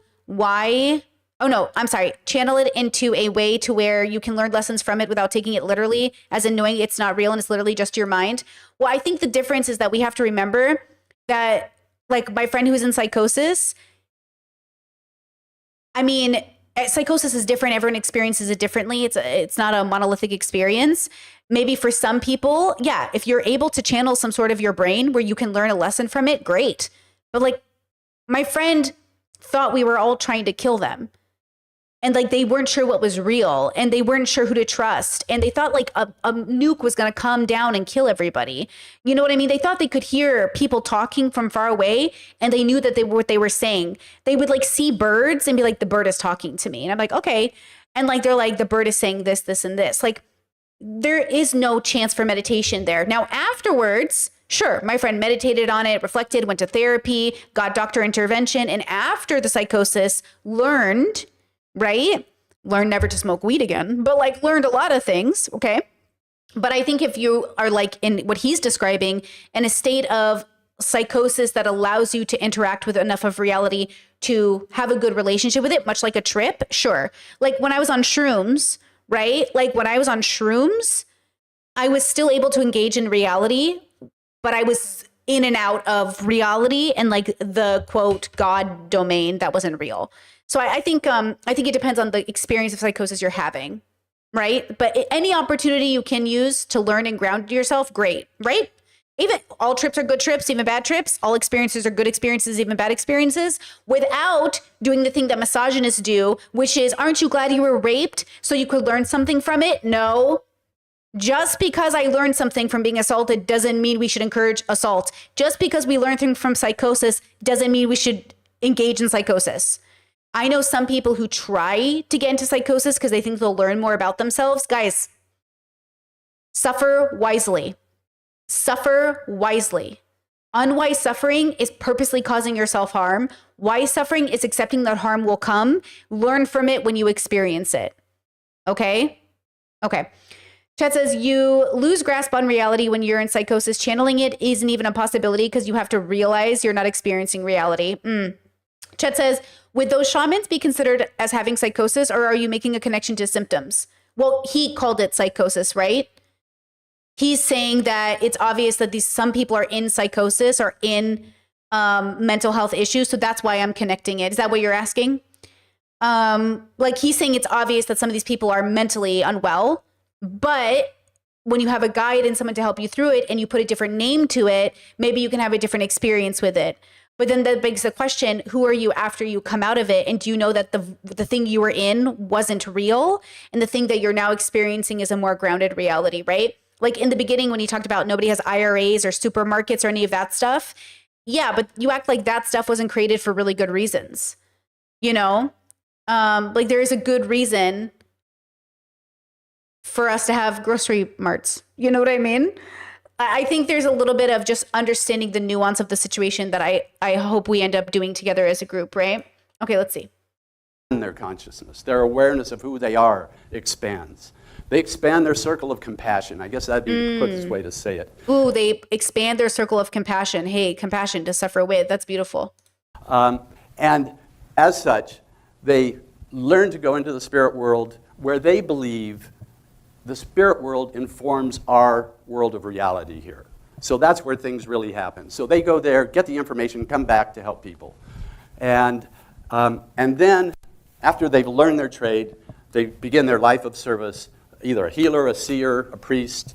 And they typically do this for no money. I mean, this is something they do. I mean, they're creating a construct around a biological experience. That's how I view it. They've created a construct of spirituality around a biological experience.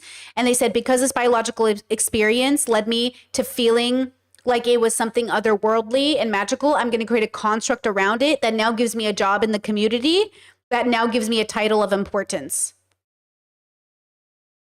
Now, yesterday we watched a documentary or a little video on YouTube about a Pakistan village that featured sort of intersex people that are considered sort of like from God and valuable, and they're considered like good parts of society, even though they're also ostracized. And they were talking badly about transgender people, the other transgender people, who I guess the West would actually identify as transgender, not intersex. And they were saying like, we're not like those people. Right? So the irony of this is that we're dealing with a lot of really overlapping beliefs about self and people and your you know, how you relate to reality and your place in the bubble, if you will, right? So it's interesting when we have all of these conversations, I want to deconstruct it and say, okay, thank you for that knowledge. Let me take it apart and see, like, why did we come to this conclusion? If religion didn't exist, would you need to put yourself in a position where you think you are conduits for Christ or Jesus or Allah? In their case, it was Allah in Pakistan, right? Like, would you need to have this sort of title? Would you be ostracized from society if religion wasn't real? Like, we're all starting from the end, but I want to know how we got there, right? Which I think somebody said that basically in chat, right? How did we even get here, right? Let's see. Discord said, I agree with your assessment there, but I don't know if that biological experience is psychosis. Maybe I'm being too particular with language. Like, is there a good psychosis?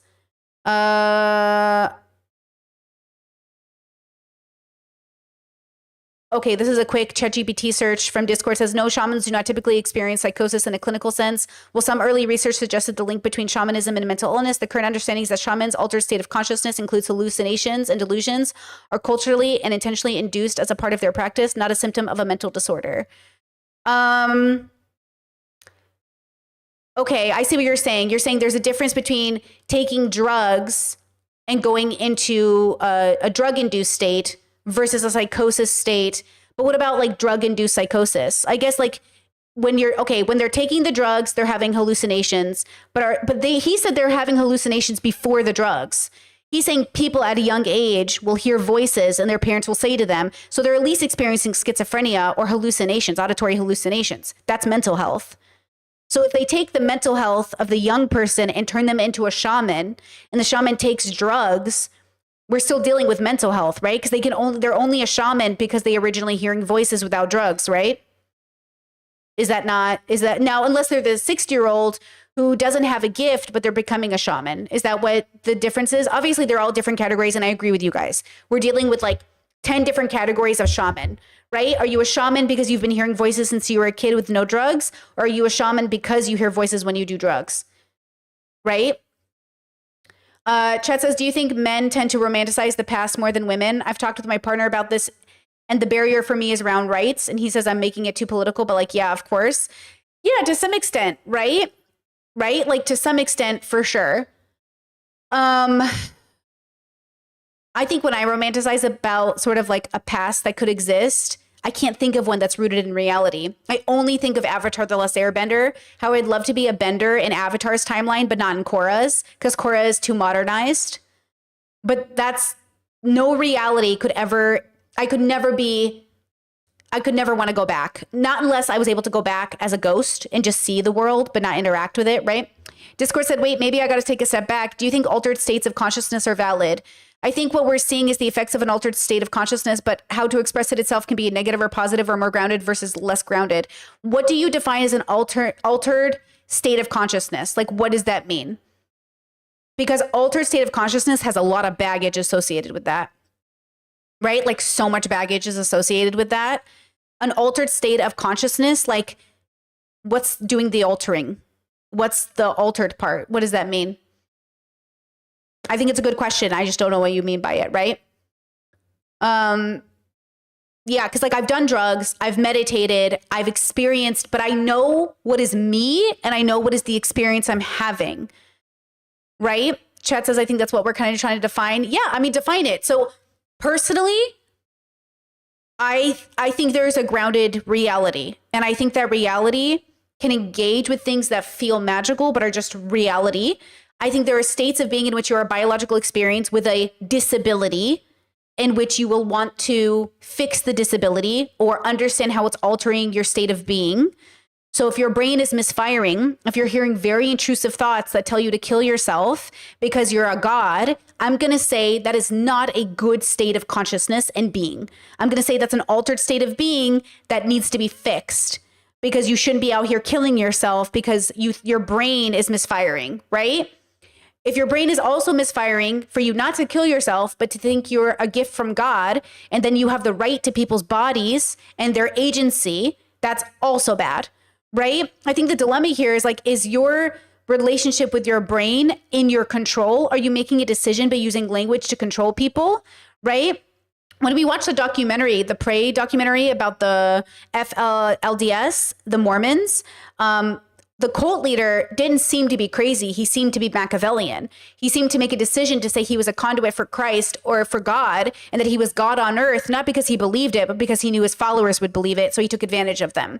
Now, if I have somebody who actually believes they are a vessel for Christ or a vessel for God or a vessel for Allah or a vessel for the Dalai Lama or whoever, well, then that brings into question, what do you mean by what do you mean by vessel?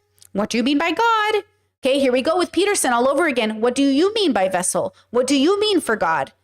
What do you mean? What do you mean by these things? And look, people are dangerous because people are unhinged.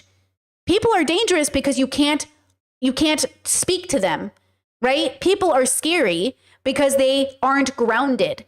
So I am going to be worried about interacting with people who can't have a reasonable conversation to some extent. Now, I'm not going to always think they're out of their mind. They could just be a troll.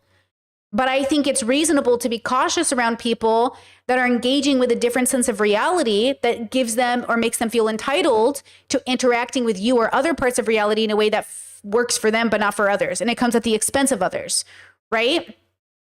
Let's see. Okay, we're getting some definition here. Discord said your brain moves between different states of frequency. There's the alpha, beta, gamma, and delta state. These states are associated with different ranges of experiences. I have no knowledge of what bubble you're talking about. Like I don't have any knowledge of the words you're using in relation to this. So I'll just be upfront with that. You said the grounded reality you're speaking of is the one we associate with waking consciousness, which I think is beta state. Yeah, I'm not aware of any of this bubble. Like if I've read about it before, I don't have the knowledge in my brain enough to bring it to the forefront. Nothing is being triggered in my brain as a memory. So I don't know exactly what bubble you're talking about in this regard.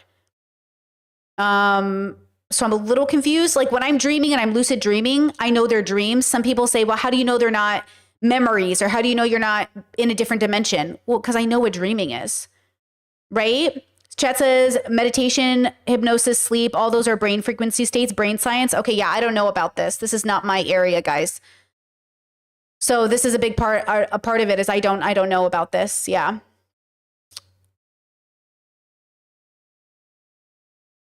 Chat says it's not really a bubble. It's a technical term for brain wave states. I mean, that is a bubble, right? It's a perception.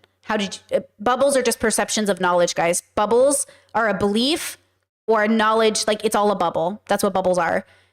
So like it's a technical scientific term. So it's a bubble of science I don't know about is what I'm saying. I don't know this bubble. I don't know these terms. I don't know these definitions. That's what a bubble is. So, okay, good to know. This might be above my pay grade. So I might not be able to engage in this type of conversation. Chat says I had a friend who was convinced she was going to other dimensions when she slept. I see that a lot in autistic, like woo-woo spiritual bubbles, you know? Chat says this is neuroscience bubble. Okay, very cool. Yeah, I don't know much about neuroscience. I haven't read that many books about it. And I don't, it's not one of my special interests, but I love to know more about it. So that's cool. Thank you for sharing. Chet says, of course, you have to awaken from the dream to acknowledge the dream was a dream. That's the thing. I know a lot of people who have near-death experiences and they really felt like they saw God, right? And so that's the thing is like, that's really interesting to me. I love hearing about it, but also my brain does not automatically assume it's God. My brain just goes, oh, I wonder what caused that. What chemical reaction in my brain caused this thing to happen? But I think it's okay if science can't explain it. That's just more that's just more of a reason to invest in the science of it all, right? But I think science might one day prove, right, in some real way, like, you know how in the Harry Potter world, the way the world works is that there are muggles and there's the magic world, and people know there's magic, but they don't always know together. I think that could be very real, but we don't know it. And so to act like we know there's a Hogwarts, when I've never been to Hogwarts, feels really weird. But it's like we're living in a world where people are like, Brittany, I have been to Hogwarts, it's real. With peace and love, girl, unless I see McGonagall herself and the hat sits on my head, I can't engage with this. Because you're literally making an argument for something that I have no way to engage with, but I thank you for sharing your experience with me. That's what it feels like when we're having a lot of these conversations, is like somebody's trying to convince you that they've literally gone to Hogwarts, and like there's no way for me to grasp onto this with them. And that's really where we're at with humanity, and that's okay. Like that's okay that you feel like you've been to Hogwarts. I think the dilemma is how reliable of a narrator are you if you're walking around and telling people you've been to Hogwarts? And that's what's interesting, you know? Chat says Hogwarts is in Orlando, Florida. Actually, it's actually in Florida. True. Okay, let's go back to the video. Good convo, guys. Good convo. It's just something added to what they do. And in the beginning, many of them resist it because, like John Dulikan, he's still a goat herder. He still has to do that. But on top of that, he's the healer for the community. Sekulin has 5 kids that she has to take care of. On top of that, she's the healer of her community. So it is a lot of extra work. So it happened. I put that whole project aside because I didn't know what to do with it. I didn't know what to say about it.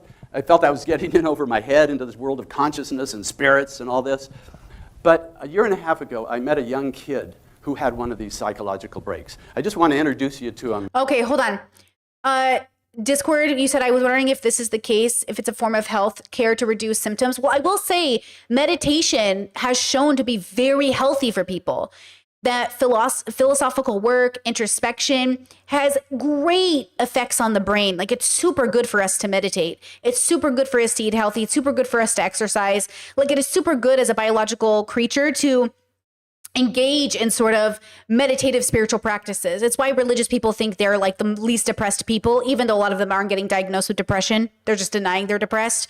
But I do think that healthy spiritual practice is better for the brain, but I think bad spiritual practice is worse for the brain. And that's what I'm concerned about. Bad spiritual practice, bad introspective practice, bad, relationships with the self, you're wading into dangerous territory. And that's my concern. Is like, how do you know whether or not you've lost your mind to the journey or if you're staying grounded? This is a very important question. How do you know you haven't lost your mind? In the same way, how would you know if you've even met God? Right? Okay. Chet says, what do you mean by bad though? It's all subjective. Are you talking to me? If you're talking to me, I feel like I usually decide if something is bad by the harm implications and how much harm is being engaged with. So like, raping children because you think you're a conduit for God, I'm going to say that's bad. And though it's subjective, I'm going to say I could make a pretty damn good argument for why it's bad and why we shouldn't engage with it, even though it's subjective, right? Sorry, we just went over that documentary, so it's like fresh in my mind. I mean, he was raping children, claiming it was God's will. I feel like I'm going to say that's bad, y'all. I'm going to say that's fucking bad. Okay? So when we have these conversations, we need to understand that though it is subjective, we make good and rational arguments for why we can harm reduce. And I do think there's a way to engage in religion that is more harm reduction, right? I think there's a way to be religious that is also harm reduction, right? We have to, thank you, chat. It says, brave take, Brittany, brave take. Brave take, thank you, chat. Okay, so that's, yes, I think this is why we have to discuss. This is why we do philosophical work. This is why we debate, though debate is, this is why we have discussion about what's good and what's bad. Absolutely. Just a moment here. It was just this total shattering, and my mind just opened, and I started thinking of all these different things. And in that sense, it was beautiful. I found it was how I found the first time I'd ever experienced a real connection to the universe, where I really felt like a part of this, that I was this was me. It was just like incredible. And so simple. Yeah, just absolutely amazing. And then I kept going. And then I went way too far. And then it got scary. Oh, I went way too far. Interesting. It was just kind of like a panic. I don't know. Put some medication in this kid and just hope for the best. But I don't know if it hurt or helped. It was at the point where I was being diagnosed, I think, for side effects of medications. Like there was a point where I was taking 15 pills in a day. Whoa. And just like I felt like a lab rat, and the side effects were just awful, absolutely awful. Vomiting all day. I couldn't leave my house for so long from just like these awful anxiety attacks, and like the thought of interacting with people would make me sick to my stomach. It was just so much, and I still don't know. I don't know what was a side effect and what was my mind. So Adam was on drugs, on pharmaceuticals for about 4 years. And he was having such a hard time that he decided to go cold turkey, cut him off, and did a Vipassana meditation retreat. And for those of you who don't know what that is, they come in various forms, but this one was 10 days, silent meditation, 10 hours a day. It's very rigorous. I did one just to see what it was about, and it was one of the harder things I did. And he was able to stabilize himself. And he got a job at Whole Foods Market, which he hadn't been able to do before. And he started having what he called synchronicities, where he'd have a thought and the thing would happen. And by the way, he's very psychic. He has very strong... It's interesting. My mom would say as a kid, if you think about it, you bring about it. Like if you think about it, it will happen. And this moves into meditation. Now, my mom is spiritual. She believes in God. She believes in demons. She believes in possession. My mom believes in woo-woo, right? My mom thinks new age stuff is dangerous and yoga is dangerous because it's actually like she believes in real magic. Right? She believes in God. They don't believe in Harry Potter magic, which is why we could watch Harry Potter as kids, but they don't believe, they do believe in this idea of like, Betsy, if you bring it into your life, it will be real. Like if you evoke Satan's name, he'll come to you. Now I need to ask you guys a question. Who here thinks that if I evoke Satan's name, it will happen? Who here thinks if I manifest Satan, he will show up in a literal sense? Does anyone believe that? My mom believes it literally. My dad believes it literally. They literally believe it. It is literally possible. And it is probable the more you beg for Satan to enter your soul. They 100% believe it to be factual. As factual as I exist in front of you right now, they believe this to be true and possible. you know?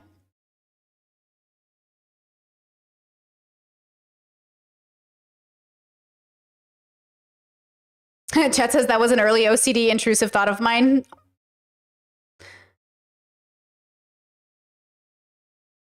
Chet says my Haitian family believes it too. Yeah.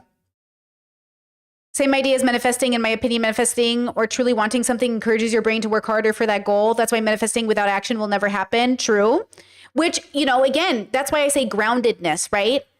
Like groundedness. Manifestation isn't magic. It's actually just a biological experience.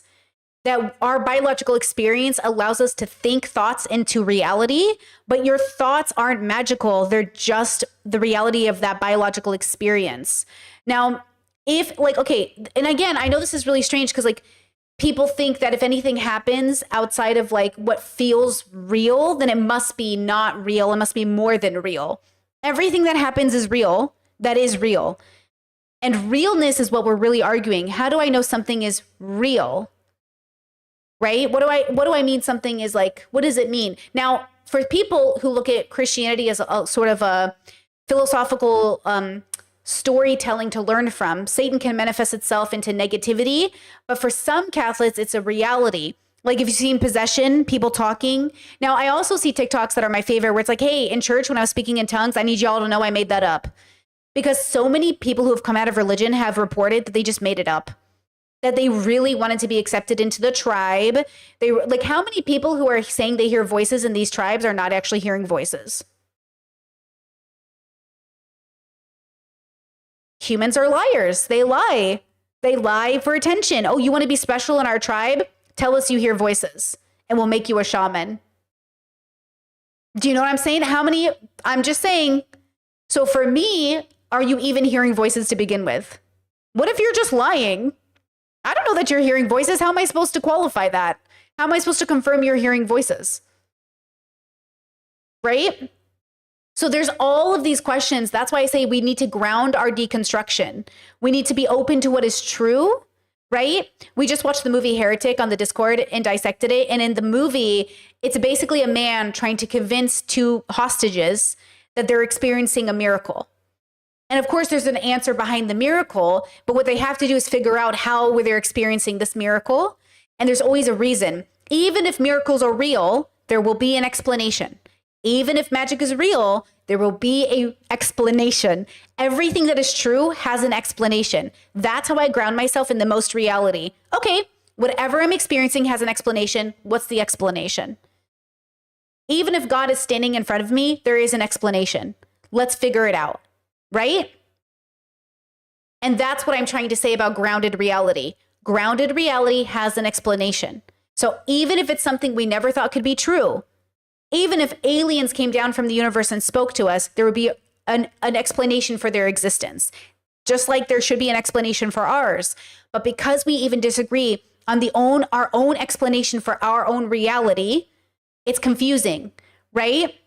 We don't even have an agreement on the explanation for human beings existing. So of course we're confused about everything else being real or not real. Of course we're arguing about what is real. There should be an explanation. And a real explanation, not a faux explanation like Catholics always say, oh, the explanation from God is like nothing comes from, or something can't come from nothing, so it must have come from something. That's not an explanation for your God. For your specific God, that's not an explanation for him.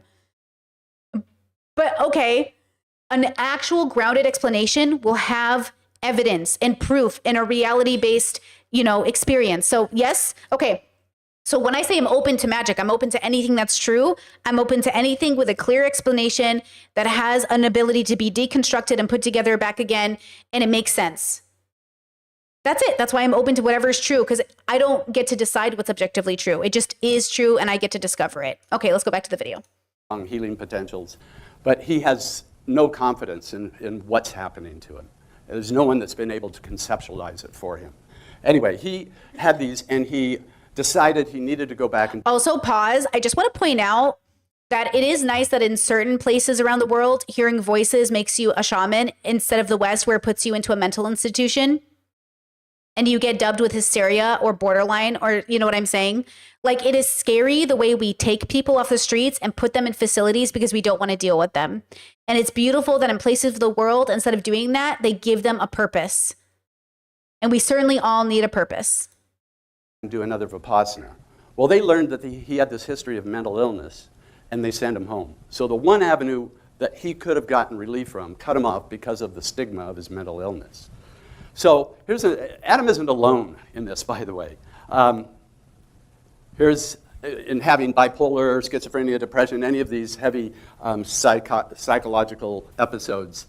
Here's some statistics from the National Institute of Mental Health. 1 in 5 of us will suffer a psychological crisis in our lifetime. And by the way, that's a rising figure right now. The other thing is 1 in 20. This was 14 years ago.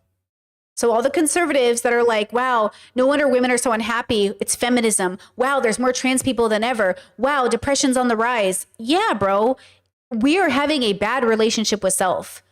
We are having a very cruel and lacking of compassion relationship with life. Here are these conservatives pushing out how everyone's crazy, literally for Trump to say he thinks Biden is a robot. And then you have the audacity to call trans people crazy? Girl, sit down. Will become disabled because of it. And another interesting fact about this phenomena is 50% happens before the age of 14. By the way, most of the shaman. Ooh, Chet says arguably, too, making them shamans could be a form of harm reduction, even if it's arguably a better way. Okay, yes, I want to talk about my levels really fast because I actually think this plays into it.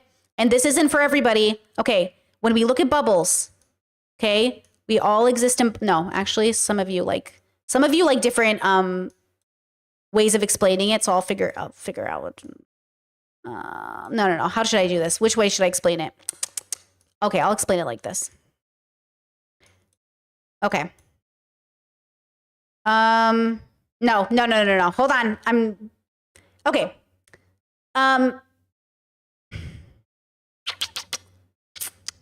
Okay, let's explain it like this. Hold on. I'm going to figure this out. I'm going to figure out the best way to explain it. Okay. Okay. Twos. Okay. So ones are useless to themselves and their community.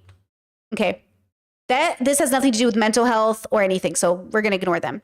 Twos. Okay. So in the shaman bubble, they take mental illness and they give them purpose. Okay. Now they have purpose.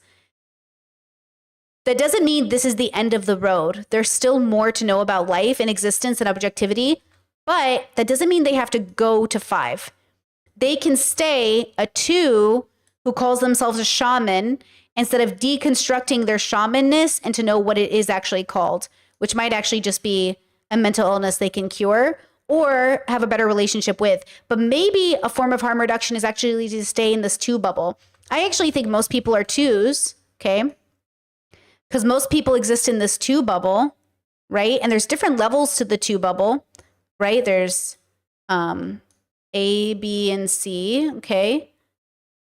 And, you know, maybe somewhere between here, the shamans exist and the religious exist, and this is their explanation for reality, even though they have no concept that there is a much larger reality to even start to deconstruct. But they might never need to know anything about that other reality, which is just like the vastness of the universe, if everything they need to remain stable and happy throughout their limited life exists here in this bubble. So there's no reason to look for more of it, right? So I do think that becoming a shaman might be a decision. It's like a 2 bubble thing that makes a lot of sense. And it's a part of harm reduction, as long as those people who think they're shamans never actually have to deal with different bubbles. Because the moment you have to deal with a different bubble, well, that's going to be difficult. Now we're running into a different game. But that's why I say there are people in the United States who never have to know anything that's going on to live a perfectly decent life for the rest of their lives. They will never need to vote, never need to pay attention to politics. And they're not rich people. They're not wealthy or educated. They're just minding their business in such a drastic way with just the right amount of proper things happening that they'll never have to know. But that doesn't mean there wasn't more to know or discover, right? I think there's more to discover, but you don't have to go on that journey. I'm not saying people that are shamans shouldn't be shamans. I'm just saying, okay, but it's limiting. It's not the answer. It's a cope. I think religion is a cope. I think shamans are a cope. I think spirituality is a cope if used in a way to explain something with no data. If you cannot explain it with data, it's a cope. It's a belief. It's not something you know. And that's okay. You're not wrong. You're not a bad person. I think most of life has been able to get this far through civilization coping. But I'm just letting you know that I think there is more. And that's based off of knowledge. That's a joke from Tai Lopez. Knowledge. You know, I think we actually can discover factual things about reality that are, you know, that are real. But that doesn't mean you don't get to live in your subjective reality until you die and you wouldn't have a good life. So yeah, I do agree that shamanism could be a part of harm reduction in that bubble, but it will stop being harm reduction the moment that person has to engage in a different bubble, especially in a world that won't humanize or be compassionate towards them. Well, now we're going to run into some issues, really dangerous issues, right? Chet says, do you think this is why people cling on to religion? Because they see so many people who deconstructed but still don't have a good relationship with self become depressed? Sure, right? Or the opposite, where depressed people without a good relationship in self find religion and find healing? I mean, definitely. I think the mistake, and I think there is a mistake here, where people don't understand that there is an answer in every bubble. But there's also a lot of non-answers in a lot of bubbles. And that's also the part of the problem. So like, I think everyone has an answer. I'm sure Catholicism has answers and Islam has answers and all of these people have answers, but they don't have the capital answer. The dilemma is they are selling you a narrative that they have the capital answer. The capital answer. And just in contrast, I would never guarantee you that I have the capital answer to the universe. Because I think to say that is to automatically confess that you don't know what you're talking about. You cannot truly understand the universe and have the audacity and the ego to claim that you have the capital answer. The capital answer, girl? You must be God. Because how could you have the capital answer? You know? It happened either in their adolescence or in their teenage years. 75% before the age of 24. So it's more or less a phenomenon of young people. So here's the difference in cultures that I notice. The shaman's advantage. One, they have a cultural context. The physiological crisis, although it's difficult, it's believed to be, they put it in a positive light. It's something the person's going to come out of and be stronger in the end and have more abilities in the end. The other thing that's a big advantage is it's not stigmatized. I mean, if you have the stamp of mental illness on your forehead or on your dossier or whatever, you're not going to get a job. Right. But I think we should take away the stigma from mental illness instead of turning it into magic. That's the only difference. Is like, I agree we should get rid of the stigma. I do not agree that we should call it magic and say you're perfectly fine the way you are. Because though I think you're perfectly fine the way you are in the same way that a dog who lives in the wild is perfectly fine the way they are, I kind of want you to have more than that, but you don't have to. Like, you know what I'm saying? Like, girl, but like you do you. And this is the dilemma we're having is we're putting a moral. I don't want to moralize it. I'm not going to moralize your decision to be a shaman. I don't know how much choice you're going to get if people don't give you the choice. You know? That's the problem. How much choice do you even have in life if your culture won't let you have a different option? If a culture that is stigmatizing mental health won't let you have an option, and if the culture that tells you you're special and a conduit of God, right? Like they don't give you an option to be somebody else. Does this bubble that has shaman allow those people to get mental health help and actually not be a shaman? Do they have a choice? Right? So that's the problem. I want to know I want to know in what world can we just have a choice to have a different relationship? Yeah, because you remember how Michelle Phan came out of her like weird spiritual journey and she's like, people have the audacity to tell me I'm crazy, but like they're the ones who didn't experience what I experienced. I think there's a part of her that just like, she really believes she watched a man get healed and walk out of a wheelchair, right? But there's an answer for that. And the answer just isn't magic, it was healed. Where's the data? There should be evidence of it. But that's the point of a miracle, as miracles are, quote, shown to the believers and everyone else has to have faith that it happened. No, not good enough. Not good enough. And so they'll say, well, what is good enough? Well, probably not a God that's doing peekaboo with the rest of the world who's like, I'll show myself to some people, but not to other people. Yeah, like, I'm not interested. I wanted, like, it's either true or it's not true. You know what I mean? And that's the dilemma, is like this whole idea that like God only shows himself to those who are worthy. Girl, please. It's not like having diabetes or even cancer. It's one of the most stigmatized things that can happen to the person in our culture. And especially if some kid is having these visions and he's not knowing what's happening to him, and the doctor comes and says, you're broken and you are this. You can imagine how that adds to the problem. Yeah, I will say the internalization of the words can be not helpful. My brain is a little different in the term, like in some ways I don't like the word broken, but in other ways I do, because I know how to fix things that are broken. I don't know how to fix things you're telling me aren't broken, but I'm miserable. It does not help me as an autistic person for you to tell me my executive dysfunction doesn't make me broken. This is not helping me because I don't internalize broken as my consciousness. I consider it the vessel. My brain, my consciousness, and my body are separate. So when you tell me, oh, your brain is malfunctioning, you're having executive dysfunction, I go, cool, fix it. Fix it. And if you tell me, oh, you're not broken, you're just autistic, I'm going to scream at you. Because you're not the one who's trying to get work done or trying to make her life happen for her. And you're not the one sitting there in the room having a panic attack over the fact that I can't bring myself to do the goddamn dishes or go to work because my brain is misfiring.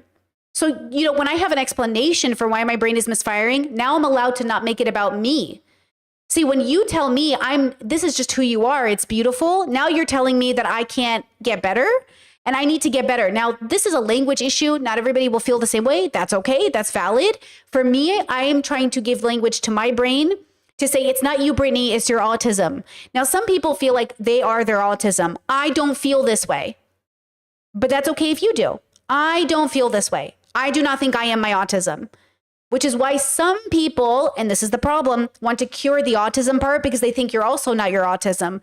The dilemma is, we might just be born autistic, it looks like. So if we're born autistic, then in that case, you can't cure something that's embedded in my brain processors. You can't cure my autism. And you don't have to cure it for it to also be something that isn't me, but also you need to mind your business about curing people's autism. You know what I'm saying? Like I don't trust those people. They're all eugenics-y about it.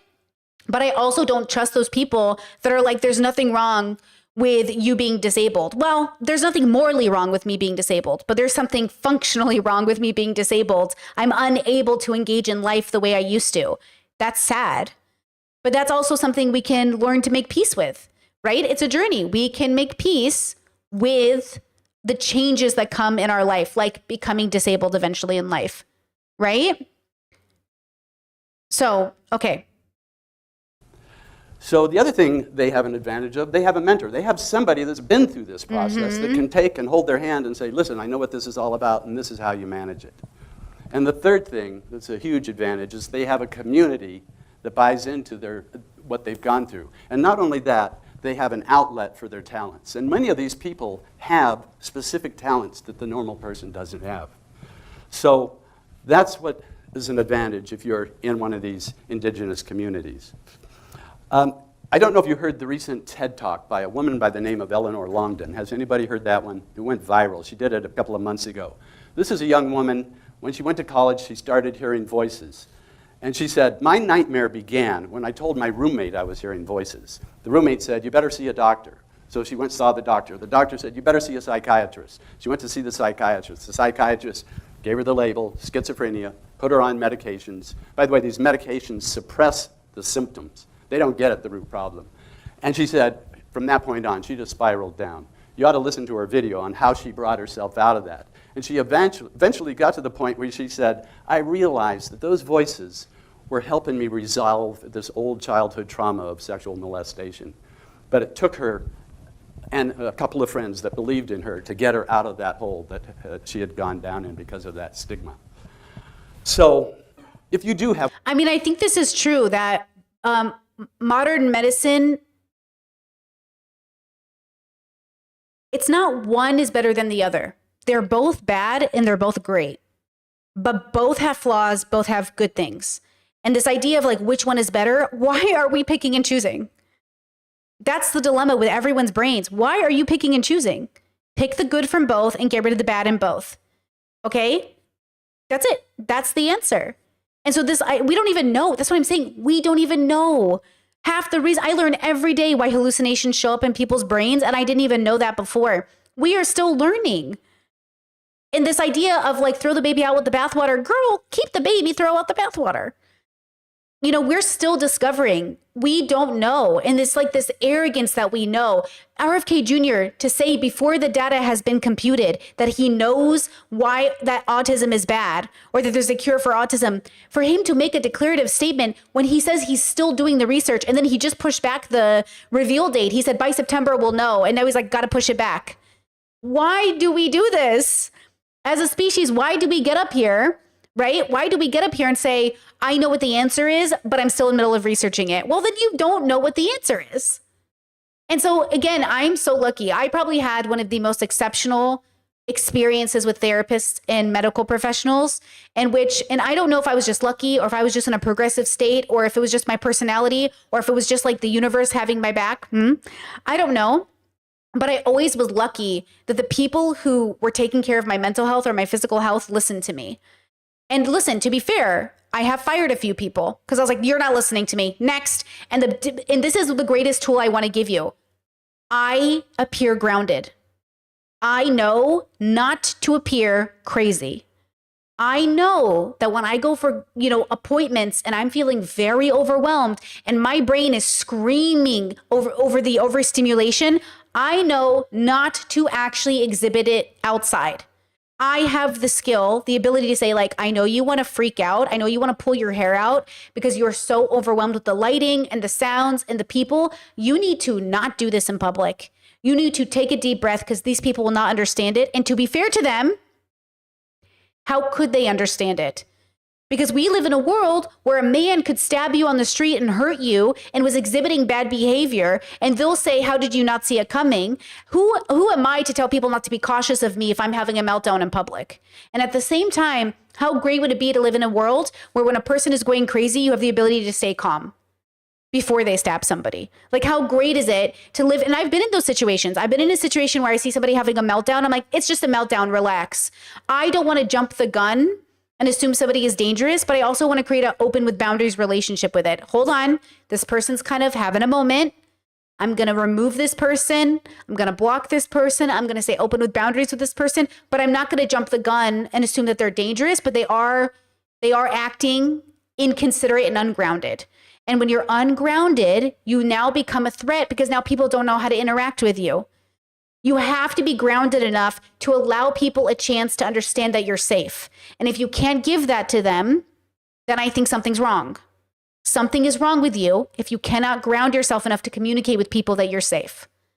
And then that's okay. You're not a bad person because something's wrong. But are you aware enough that something's wrong to get the help? That's the dilemma we're working with. People are scary. And you're scaring people. You need to not scare people. And worse off, you need to not scare yourself. But you're scary right now. And then it's not your fault that you're scary. You're not a bad person. You're scary. But you are, again, it depends on how you're engaging with scariness. Because what if you are doing it on purpose because you think you're some sort of artist and you think you're doing a performance? Well, your performance is scaring people. That's not okay. So again, is it performance? Is it mental health? Is it divine intervention? What is it? Well, either way, you have to accept that people aren't going to receive it well, and then work for a world where you can explain why they should not receive it as badly as they have in the past. Okay? Yeah, de-escalation is a vital skill. It's such a vital skill. We have got to learn to de-escalate situations. And again, I'm so lucky, watching my friend go through psychosis and watching how their family and friends handled it was amazing. Watching everybody stay calm through the process, truly, honestly, I was probably one of the least calm people. It was probably one of my most failed moments of my dysregulation was so bad. And now that I know I'm autistic, it makes so much sense why I was so dysregulated during the whole process. And the stress was crazy. But I was actually probably really struggling. A lot of us eventually had to tap out.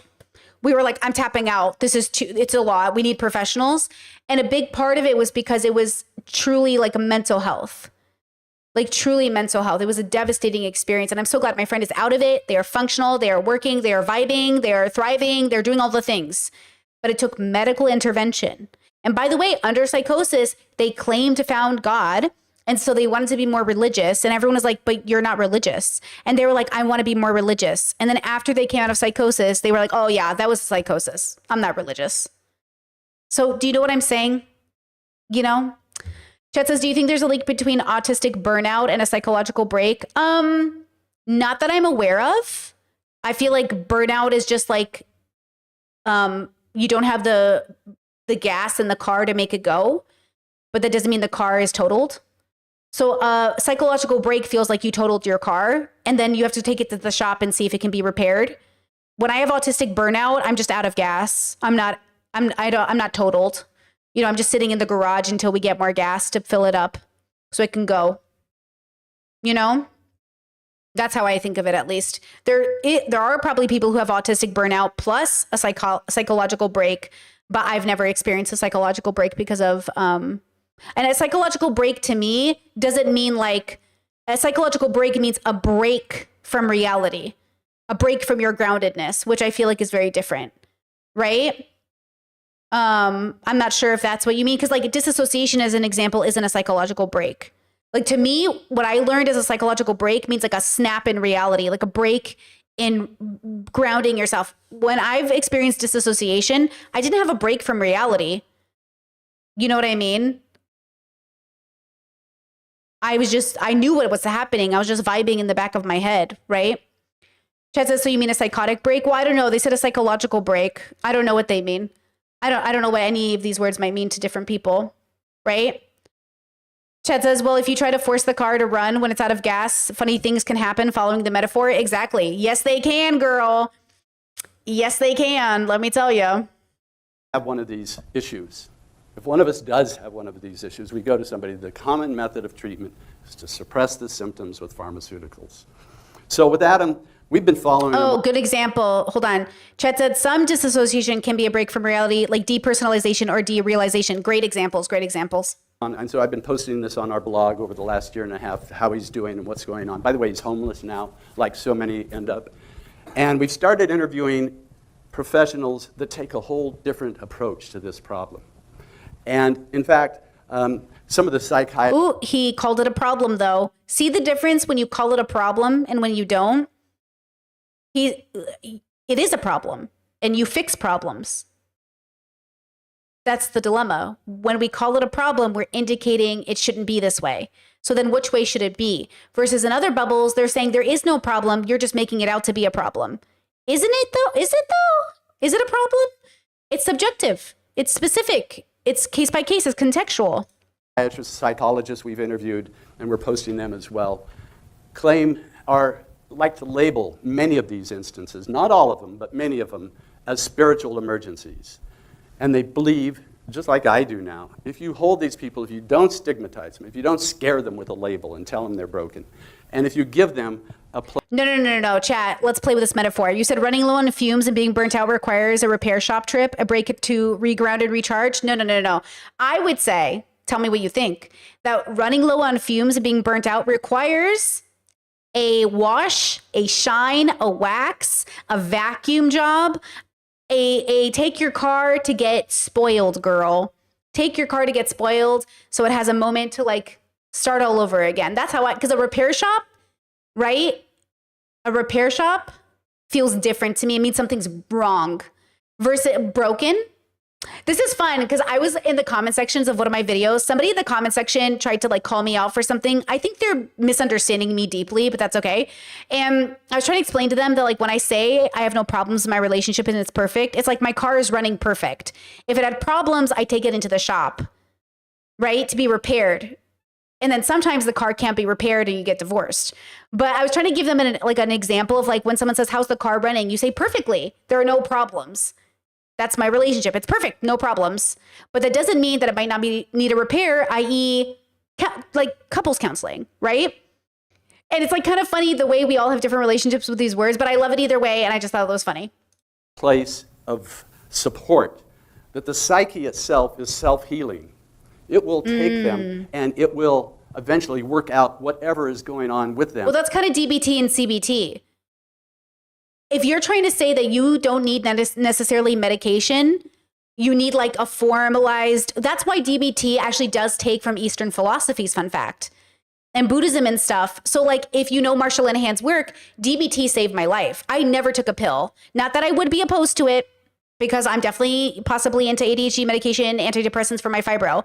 But I, in all of my therapy, never needed medication because DBT is what I needed. So if he's describing the reality that DBT as a form of philosophical, spiritual work for the sort of disjointed, sure. But see how there's like evidence and studies and data to coincide with that doesn't need to also make somebody a shaman. I didn't have to be a shaman to heal my brain. I just needed some DBT and some philosophical work. But philosophy has a relationship to shamanism, as shamanism is its own philosophy, right? It just isn't rooted in this belief that you are special because you're hearing voices. But you're also not broken because you're hearing voices, but you're kind of like, I would see it as a form of malfunctioning, if broken is too hard of a word, right? But special is definitely bad for me. Like being like, oh my God, you're special, you hear voices. Ooh, that's scary to me. Because I feel like I shouldn't be hearing these voices. You know what I'm saying? I feel like the voices are a little scary. Not that I've ever heard voices, so I wouldn't know, but you know what I mean? And they'll typically come out at a higher level of awareness and consciousness that they went into the problem in the first place. I agree, definitely. There are many people that believe, that we've interviewed, cultural historians, cultural anthropologists, that believe that our species right now is in crisis. You look at the environment, you look at the economic system, you look at what's happening with our continual Oof, he has no idea Trump is about to be president again. It might never leave. wars, and we're being asked to raise our consciousness to a whole different level. And so I just want to end with this statement from one of our most famous scientists, and I love this statement. He says, or this quote, "We human beings tend to experience ourselves as something separate from the whole we call the universe." This is actually an optical delusion of our consciousness. It's like a prison for us. Our task is to free ourselves from this prison by widening our circle of compassion to embrace all living creatures and the whole of nature in its beauty. This striving for such an achievement is a path to our liberation and the only true foundation of our inner peace and security. That was Albert Einstein. So thank you very much. Maybe. People attribute things to him all the time that aren't true. But I would say this, that I agree with a lot of that sentiment, for sure. I think the dilemma, and this is, someone in chat said this sounds like an Alan Watts quote. Bro, the amount of people that come into my Alan Watts video from forever ago and are mad at me, crazy how much you all want to, stand by this child leaving, father abandoning, child abandoning alcoholic, bro. No shame to the alcoholics. I know you're suffering. But it's the fact that people are like, well, when you've really been through something, I think you have wisdom. Yeah, if you learn the lesson. Just going through something doesn't mean you're wise, guys. You actually have to learn the lesson. And Alan Watts never learned the lesson. No matter how much in his classrooms you were convinced he did, it didn't show up in his real life. It didn't show up in his practice. Okay? That's it, period. Okay, thank you. So, I love this conversation. I think it's so important. We're not even done with it. We're going to shift into modern spiritual psychosis that's happening over on TikTok. So we're not even done with this topic, but I want to take a little bit of a break. And I just want to say the whole point of covering this with you guys, okay, is to remind you that I do believe there is actually an answer for the universe. I just think we're still uncovering it. And the arrogance all of our communities have, spiritual and non-spiritual alike, who think they know the answers to the universe, that's the problem. That's the problem. Who gave you permission to think that you could know the answer to the universe when we don't even know why we're here in the first place? We're arguing like creationism. We're arguing evolution. We're still arguing about why humans are here. And I think that's the whole point, is like we need to humble ourselves. But also we need to know that one day we'll die and none of this will matter and no one will remember us. And that's okay too, because we are just the universe experiencing itself. We are just as important as an asteroid and just as living as a piece of grass. But I would argue that a lot of people don't think those things are meaningful. Who cares about an asteroid? Who cares about a blade of grass? Well, somebody, something, maybe the grass itself, maybe the asteroid. But like, you are no different from these things. But the experience you have makes you feel like you are truly the main character. But you're just experiencing life. And that's profound in and of itself. It's really, really amazing. But again, all of this sounds silly if you don't take it too seriously. And all of it sounds not cool enough to explain the universe. So we create lore around God and magic. Life is cool enough. You don't have to create lore. You don't have to create a myth. You don't have to make something up. You can just discover life for what it is. But, you know. All right, girls. I will see you in a few minutes. Let's take a little bit of a break. I'll be right back. I'll be right back. I'll be right back. I'll be right back. And then I'll answer questions from chat. I'll be right back.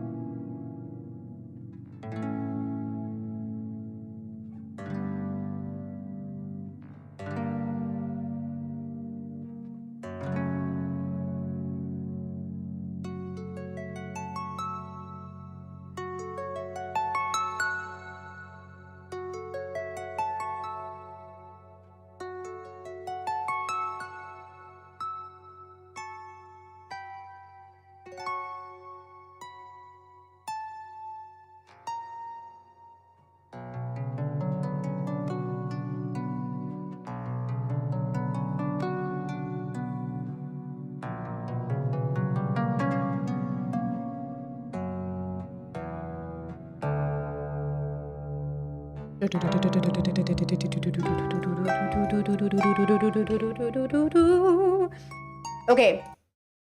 FYI on my spoons, we're going to get through this next video. If my spoons deplete too much towards the end of this video, we might have to skip Drew and do it tomorrow.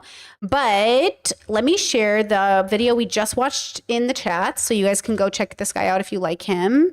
Let's see. Okay, let's watch this video here. This is actually, I'm pretty sure we did not watch this together. But I think my Discord wanted me to watch it last year when it came out. And it's The Rise of Spiritual Psychosis, Metaphysical Obsession. And it's from a TikTok perspective. And it's by Madison Brown, which we've watched Madison before. So I thought, okay, let's use her. Now, really fast, let me check my chat because I feel like I missed some questions. Brittany, it reminds me of a conversation with someone I had recently where they asked me, would you rather live an extra 5 years on your lifespan or be remembered for 500? Ooh, that's a great question. What do you guys think? I think live 5 years longer because like I don't give a fuck about being remembered for sure. Yeah, living 5 years longer might be cool.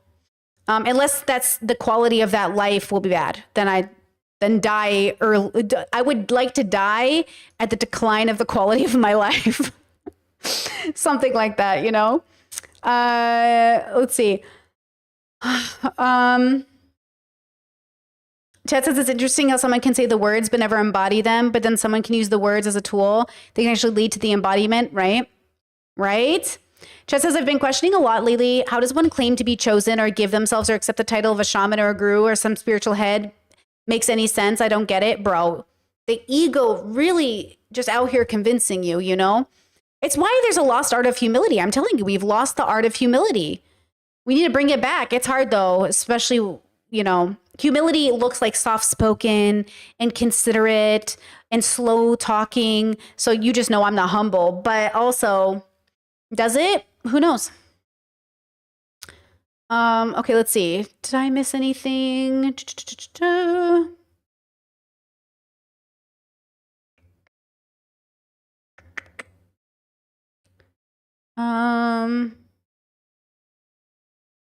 see. What's this question here? Is this for me or somebody else? It looks like you guys are talking to yourself, so I think that's probably fine.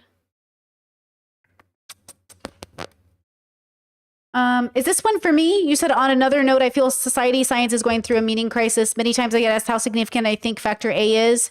Factor A might not be important, but not statistically significant. How do people feel about this? Well, I will say this. You know what's interesting is, you know how Dawkins is moving into his cultural Christianism, his cultural Christianity, as you were. He's like, I don't want Islam, so I'm a cultural Christian. I'm like, it's amazing how we've made Islam to be this like mystical villain in the universe. It's just another religion, bros. And I understand, like, taken to its extremes, it feels scary, but that's because you forgot how scary extreme Christianity is.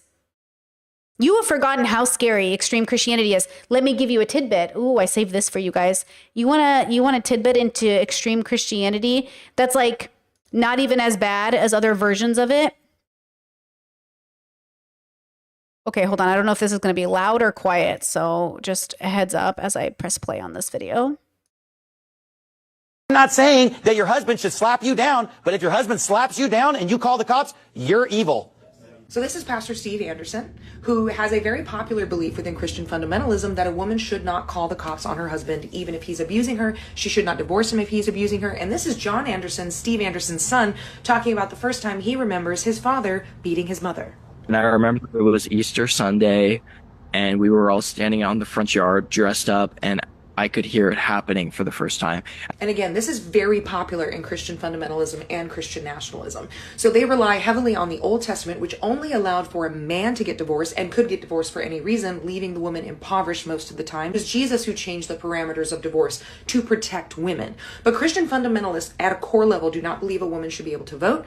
They believe her husband should vote for her. They do not believe a woman should be hell-bent on pursuing education because they believe a woman should get married young, have kids young, and support and serve her husband, even though know this puts her at risk for elder poverty later on. They do not believe in female bodily autonomy. They do not believe in marital rape, and they do not believe on a core value about consent, because women have no agency. Your virginity and your body belongs to your father until it is given to your husband later on. But they can't come out and say these things because they wouldn't get the vote. So we see this politically in different ways. No fault divorce, which they were very clear in Project 2025 they're going to get rid of. They can't come out and say they're... This part is really, really important, because this is how people's beliefs, this is how they become more, you know how they tell progressives, like, you have to play to politics better? This is how conservatives do it. This is how conservatives wrap their goals up in a nice bow and say, like, we just no fault divorce. Well, that doesn't sound reasonable, but they're trying to actually get something else to happen. Like, they're actually better at packaging things up to their own constituents and convincing people they're on the right side. I mean, the fact that conservatives have been able to convince people they are not pro-government, the way Trump has been able to convince Republicans and conservatives that he is not part of, like, the billionaire group that's, like, actually ruining their life, the rich people, the elites that they always talk about. Crazy, like, amazing. They are so good. Like, people are so, I'm fascinated. Anyways, that's what she's explaining. They're going to get rid of it. Women would push back. So what do? They get rid of the resources that help women leave abusive husbands. SNAP benefits, Medicaid, Medicare, social services, even domestic violence. And they convince women to uphold the patriarchy and to vote against their own self-interest. Even in Oklahoma, they're getting rid of domestic violence shelters to put women in positions where they can't leave. Things like voting. They're not going to come out and say you can't vote. They're going to pass the SAVE Act, which means you have to get a passport they know most women don't have. She might not have access to resources to be able to buy it. It's a poll tax for married women to be able to vote. And even in the political spectrum, because they need women's free labor in order to push their agenda, they need women's votes, but they can't exclude women entirely. So they strategically place women like Caroline Leavitt, Kristi Noem, so that women think, oh, we're included in this movement. What those women are, they are the spoonful. Yeah, Chet says, this idea is wild to me because my mom is an evangelical, but according to the Bible, divorce your man if he cheats or abuses you. They're just ignoring the teachings of Jesus. Like, my mom's been divorced. She was the first woman in her family to get divorced. So they were ostracized. Like, my mom was, like, ostracized from her family. Like, they wouldn't talk to her for, like, many years because she was one of the bad ones. Not everyone in her family, obviously, just like her parents and stuff. There was a whole controversy. Anyways, I have a sibling who's been divorced. Like, I have family members who've gone divorced, but, like, even though people are, like, sad for you, they're also like, yeah, well, if you had married the right person, like, why are we getting divorced? But that's why you get divorced, because you, oopsies, got married too young, chose the wrong person, the person became abusive, or the person, like, you know what I mean? So it's interesting because I never thought badly of divorce in a real sense, but I did see it as something you wanted to avoid. Like, I did, as a conservative, see divorce as something you absolutely wanted to avoid. As a progressive, I saw it as something that I'd like to avoid because I really don't like doing paperwork. I will get a divorce, but girl, who wants to do the paperwork? So, like, different motivations, but, same result. Who wants to do the paperwork? Who wants to get divorced? So I think it's interesting the way that different religions have, grown up with it. But I never thought of divorce as, like, a huge stigma. I just thought of it as, like, sad. But now I see it as a possibility for liberation. So it's kind of interesting. Of sugar that helps a bitter medicine go down, that these people on a core level believe that you are less than men. They do not believe in women's equality. They do not believe in marital rape. They do not believe in consent, which is why they don't necessarily care about having abortion exceptions for rape and incest, because they still believe at a core level it's the woman's fault, it's a man's entitlement, and that a woman's body belongs to men. And remember that marriage counseling within the Christian community was founded by Paul Popenoe, who was an atheist, a white supremacist, and a eugenicist. And the only people that were radical enough to latch onto his ideas were evangelical pastors. And he taught them to teach that. Well, I'll tell you this, because Chat's right. The fact that the court's so expensive and sad and hurts people is crazy. Like, it is difficult. I'll say the biggest blessing in my mom's life is that her first husband, didn't want the kids. Horrible for the kids. But the best thing for her is she didn't fight for child support or anything because she knew he would never give it anyways. I mean, the man never had a job. He literally lives in the house his parents raised him in his whole life. This man has never worked. Okay. Like, anyways, the best thing my mom ever taught me about the way she divorced her first husband was to want absolutely nothing from them, especially anything that would keep them in your life. If they were going to abandon the kids anyways, don't keep their money in your life because you're going to have to contend with them. And I kind of, like, agree with her. And I know that's like a very specific state. Like, I'm very self-reliant, so I understand that's not for everybody. But yeah, like, I would rather my abusive ex, who's gonna abandon the kids anyways, have no relationship with my kids, even if that means I have no money from them. Because if I'm gonna bring that abusive person into my kid's life just for a paycheck, like, what's the point of that? Now, I understand morally he should be paying, or they should be paying, or she should be paying, but realistically, I'd rather have that abusive person as far from my kids as possible. And what a blessing he never fought for the kids in court. You know, he pretended to want the kids, by the way. He pretended to want the kids. So when the separation was happening, one kid went with him and one kid went with my mom. And my older brother tells the story as I went with my dad because I thought he wanted me. Only when we got to his house, he abandoned me with other family members and never hung out with me. And I was like, damn. And now that brother's like, fuck that guy. And I was like, fuck that guy. You know? Fuck that guy. And that's the thing. Again, it's interesting, like this idea. Chess says, how can you be self-reliant when you live in a society? Well, I don't know what self-reliant means to you, but obviously within the construct of society. So we all need society. Nobody does anything alone. But I mean, maybe that's just the word used differently in your bubble. Independent, is that a better word for you? I'm independent enough, or like I trust myself enough to make money. I don't know what to say to you. I have enough networking. I have enough family and friends for help. You never do anything alone. But I'm saying for some people, they don't have any of those things, so they need their child support. And I think that's valid. I think you're entitled to that child support. But I'm just giving an example. I'm not sure what you mean. Yeah, autonomous. That white women should never marry out of their race. They should not get divorced for any reason, that birth control was evil and against God's will. And he mentored James Dobson, who is the father of Christian family counseling. I'm not saying that your husband should slap you down, but if your husband slaps you down... Okay, so anyways, just wanted to show you that beautiful TikTok. Shout out you to call the cops? Sorry, shout out to this girl, Monte Matter? Is that how she says her name? I'll put the link in chat. I'll put the link in chat. I feel like I have Indiana's hair on my face. Oh my God, I hate that feeling. When I feel like I have a cat hair in my face. Okay. Oh, what did I just do? Oh yeah. Actually, we'll bring that up. From their diverse. Okay, I have a feeling I'm gonna probably get too tired to cover Drew Afawalo today. I'll keep the video up. Let's get through this video because I do think it's important. And let's have a conversation about it. Worst case, we cover Drew tomorrow.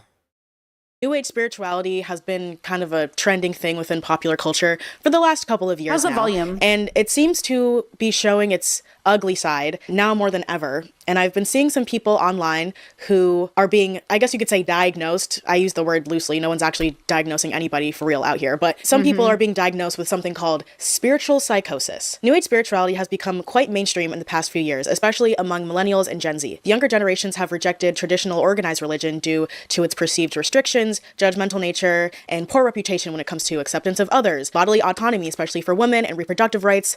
The list goes on. Many people feel wronged by the religion they were brought up with. Now, I'm alluding mostly towards Christianity because that's the religion I'm most familiar with growing up in the US. But, you know, young people have been good volume. A lot more open about their religious traumas and their departure from the church. All that being said, humans are humans and we still seek spiritual guidance or at the very least purpose and meaning. Purpose and meaning is an integral part of the human experience and it can be extremely daunting to go throughout life without it. Since the pandemic and the ongoing political unrest in the world and in the US, the loneliness crisis that we're experiencing right now, people now more than ever are desperate for salvation and answers as well as community. Many people, especially the younger generation, fear the unknown and the potentially dark future ahead of us. Many of us are looking for reasons to keep going. We need faith, and so naturally we gravitate towards spirituality. And when organized religion isn't appealing, things like New Age spirituality and metaphysics seem very appealing. We've lost faith in the system.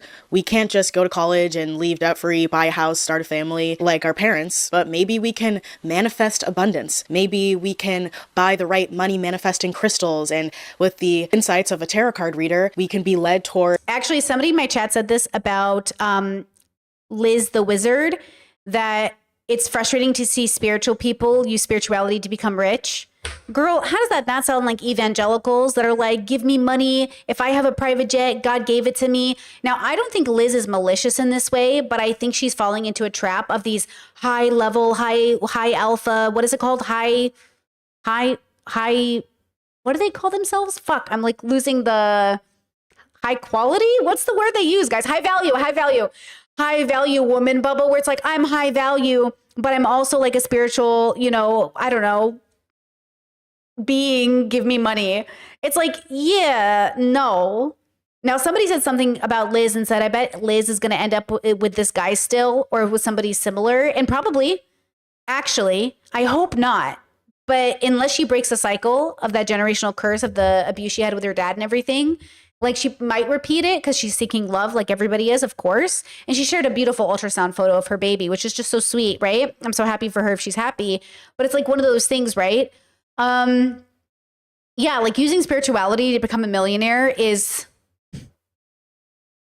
hilarious. Like, that's so funny. A rich husband who will take care of all of our problems and whisk us away to Dubai, or maybe a long weekend in the desert or an ayahuasca retreat will fix our depression and anxiety and bring us to a reality that we desire but don't have a grasp on. All of the spiritual stuff is good and great. I know I personally love to partake in some woo-woo stuff, and I have my own spiritual beliefs and practices. I totally am behind the benefits of meditation. That seems to be scientifically proven more than anything. Yes. But unfortunately, when it gets too far, it can get really dark. So there are kind of two sides of the spectrum that I want to talk about when it comes to spiritual psychosis. There's the actual extreme psychosis that is actually a real diagnosis, and then there's the other side, which is I love a spectrum. Oh my God, I love a spectrum. Look, so she's got that white girl from earlier on spiritual obsession to spiritual psychosis. And I just want to say this, sometimes I'll be on TikTok, and guys, it hits me right away. I'll be on a TikTok and I'll see somebody talking and I'm like, oh no, psychosis. Like, now that I've seen it, now that I understand what it is, I think I just like, it rarely happens. Like, 1 out of every 500 TikToks I see, more than that, 1 out of every 1,000 TikToks I see, do I come across a person where I'm like, I have to block this person because they're obviously having a mental breakdown. They're obviously in psychosis. And I just like, I can't engage, and I hope they get the help they need. But it's so sad. It's like, so, and I didn't want to bring up any on stream to show you as an example because I just think it's like kind of icky. But I was like, oh girl, oh no. Like, I'm like, it's, you know what breaks my heart is like, how many people are unhoused right now? How many people just need the right intervention? How many people just need the right doctors or the right spiritual intervention or the right like meditation? Like, how many people just need the right intervention? And that's why they say like how the homeless problem is not, it's a mental health problem. You know, to some extent, like, it's an inability to contend with reality, and that might not be your fault. It's probably not your fault, right? And that's the dilemma. Oh, my heart. And by the way, I just want to say it's really hard to live in a world where people feel like they're mature enough and ready enough to get married and have kids, but not one where they can pay for those kids. There is something about that that tells me you have no free will to some extent because you thought it was a good idea to make a baby when you couldn't pay for it. Like, there's something about that that tells me like you must not have had a choice, because if you tell me you had a choice and you made that choice, a part of me looks at you a little bit more judgmental. More of a casual obsession that can still be very unhealthy and cause distress, but not actual psychosis. And maybe somewhere in the middle, delusion is somewhere in there. So, major disclaimer here. Spiritual psychosis is not an actual diagnosis in the DSM-5. Psychosis is, as well as schizophrenia, which I will define in a moment. But I wanted to make that clear because this is more of a colloquial term that's been going around on TikTok. That's where I've been seeing it mostly. And it's something that people have kind of created and have assigned onto other people or even onto themselves as a way to kind of try and understand what people are going through. I think it's important to define some of these terms so we really understand what they mean, because sometimes I think people will use the phrase spiritual psychosis to describe someone who's manic or delusional or is in like literal psychosis. And the thing with psychosis is that it does have spiritual elements, but it just because it has spiritual elements, it doesn't mean it's like the specific spiritual psychosis diagnosis, because that doesn't actually exist. Is the weed-induced psychosis in the DSM? Or is it something different? Is it because it's not like mental? Is the cause of it mental? Like, when we say weed-induced psychosis, do we mean like spiritual induced psychosis, like spiritual psychosis? Oh, I'm curious. context. But I'm still going to be using the phrase because I'm analyzing. And I'm glad that she put in the clarification. Oops, why is it on me? Hello? The use of the phrase and what I interpret it, what I think it means based off of the discussion I've been seeing online. Hope that made sense. So, that being said, the definition of psychosis. Psychosis refers to a collection of symptoms that affects the mind where there has been some loss of contact with reality. During an episode of psychosis. Ooh, I love that. Loss of contact with reality. A person's thoughts and perceptions are disrupted and they may have difficulty recognizing what is real and what is not. And so when we think psychosis, we think psychotic. Schizophrenia is the primary disorder that comes to mind when we discuss psychotic disorders, though there are a number of other disorders that share one or more features with schizophrenia. And I will be showing a chart here. There's like schizoaffective disorder, delusional disorder, brief psychotic disorder. And so again, I think people are turning this spiritual psychosis phrase into an umbrella term for some of these schizophrenic disorders on the schizophrenic spectrum. Now that we have an understanding on that end, what is spirituality? Spirituality is kind of hard to define. It feels more like a concept that you feel or embody rather than something you can like verbalize in a concrete way. But I have a wordy definition for you, so bear with me, but I think it explains or captures the idea of spirituality well. Spirituality is a distinctive, potentially creative, and universal dimension of human experience arising both within the inner subjective awareness of individuals and within communities, social groups, and traditions. It may be experienced as the relationship with that which is intimately inner, immanent, and personal within the self and others, and/or as the relationship with that which is wholly other, transcendent, and beyond the self. It is experienced as being a fundamental or ultimate importance and is thus concerned with matters of meaning and purpose in life, truth. Okay, truth and value. Spirituality is a distinctive, potentially creative, and universal dimension of human experience arising both within the inner subjective awareness of individuals and within communities, social groups, and traditions. Okay. And may be experienced as a relationship with that which is intimately inner. Okay, inner. Okay. And values. So if you Google spiritual psychosis, what will come up is something along the lines of a state of mental distress that emerges as a result of experiences that are typically associated with spiritual growth and development. These experiences may involve altered states of consciousness, visions, voices, or other psychic phenomena. So, you know what's interesting about, I had a friend who looked like they were heading into spiritual psychosis, and I was like, hey,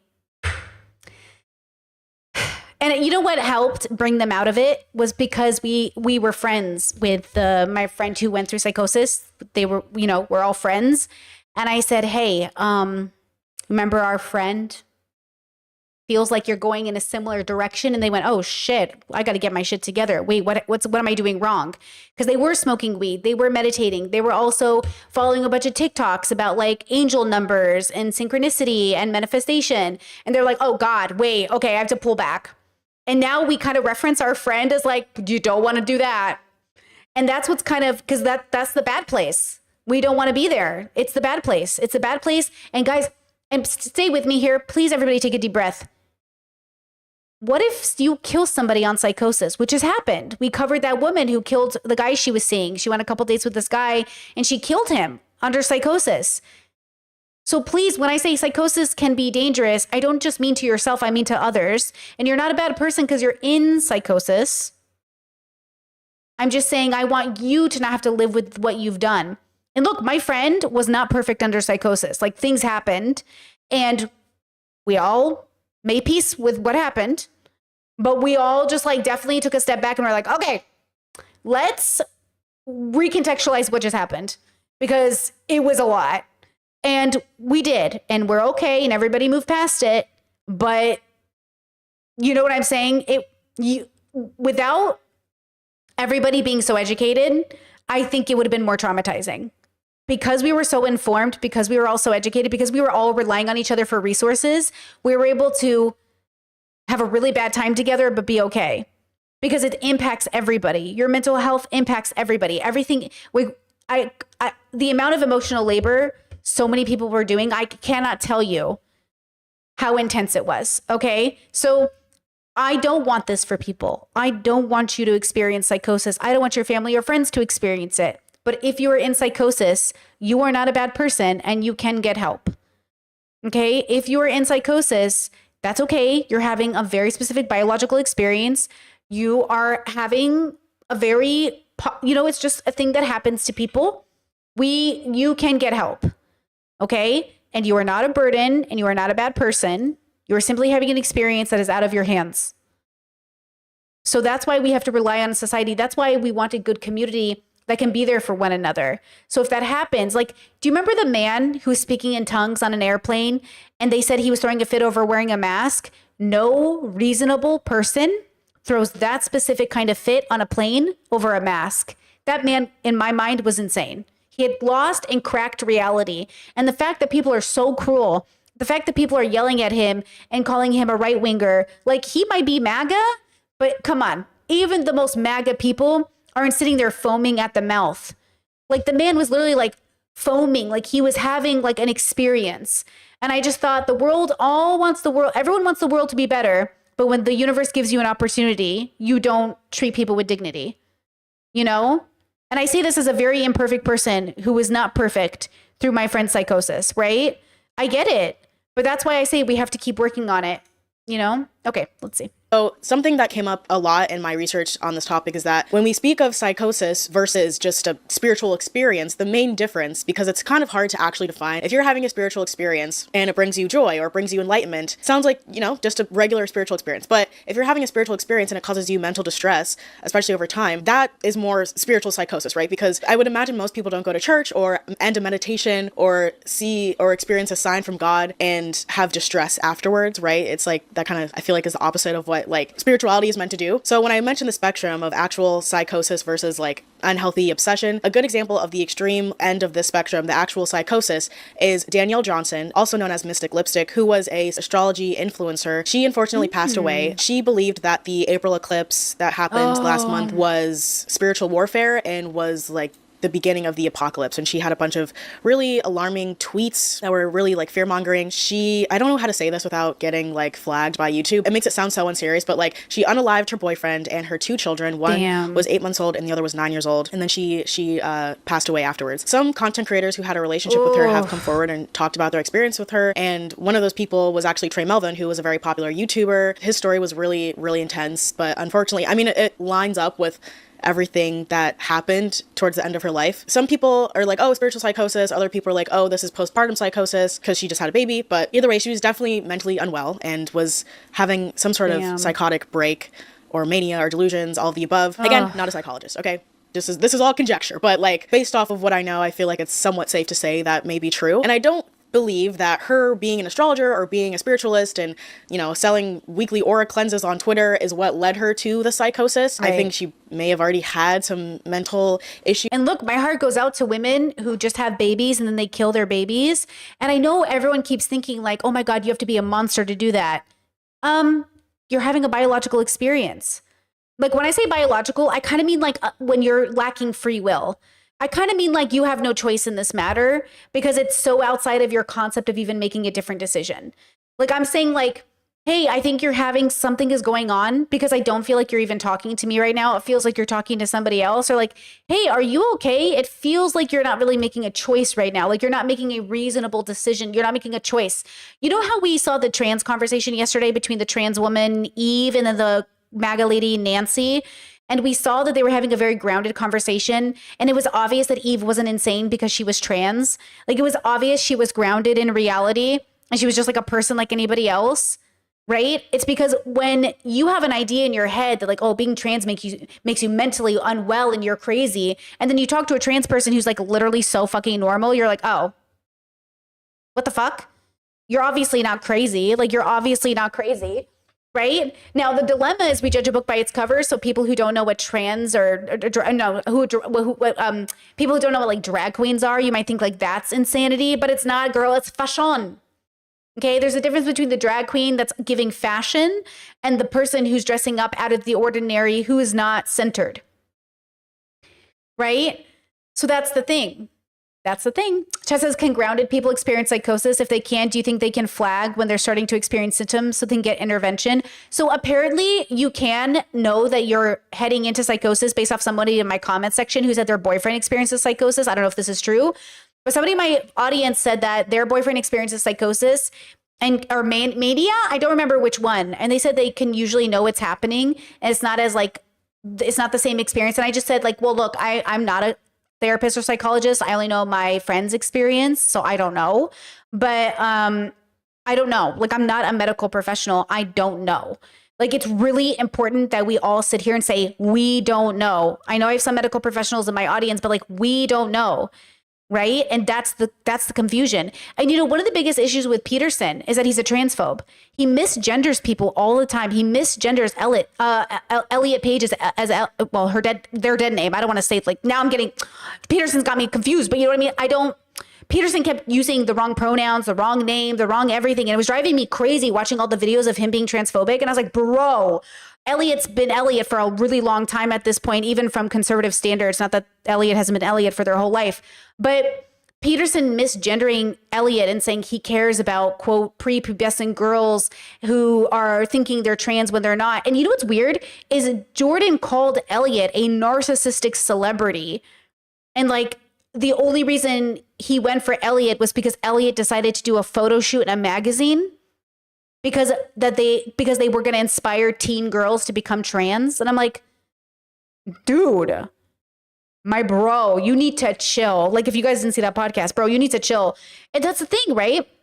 That's the thing that's so interesting. How can Peterson say he's grounded and he's reasonable and he's rational when he's literally freaking out at every trans person, misgendering people? Like, you're not engaging.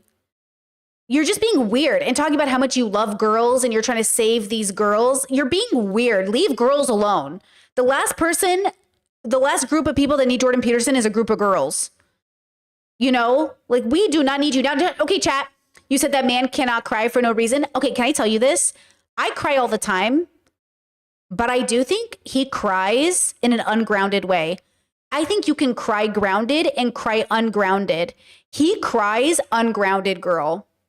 I don't think it's like when I meet people who romanticize like really dysfunctional relationships and they cry at how beautiful their relationship is. I was like, girl, aren't you all cheating on each other? And they're like, but isn't it so beautiful that we keep coming back to one another?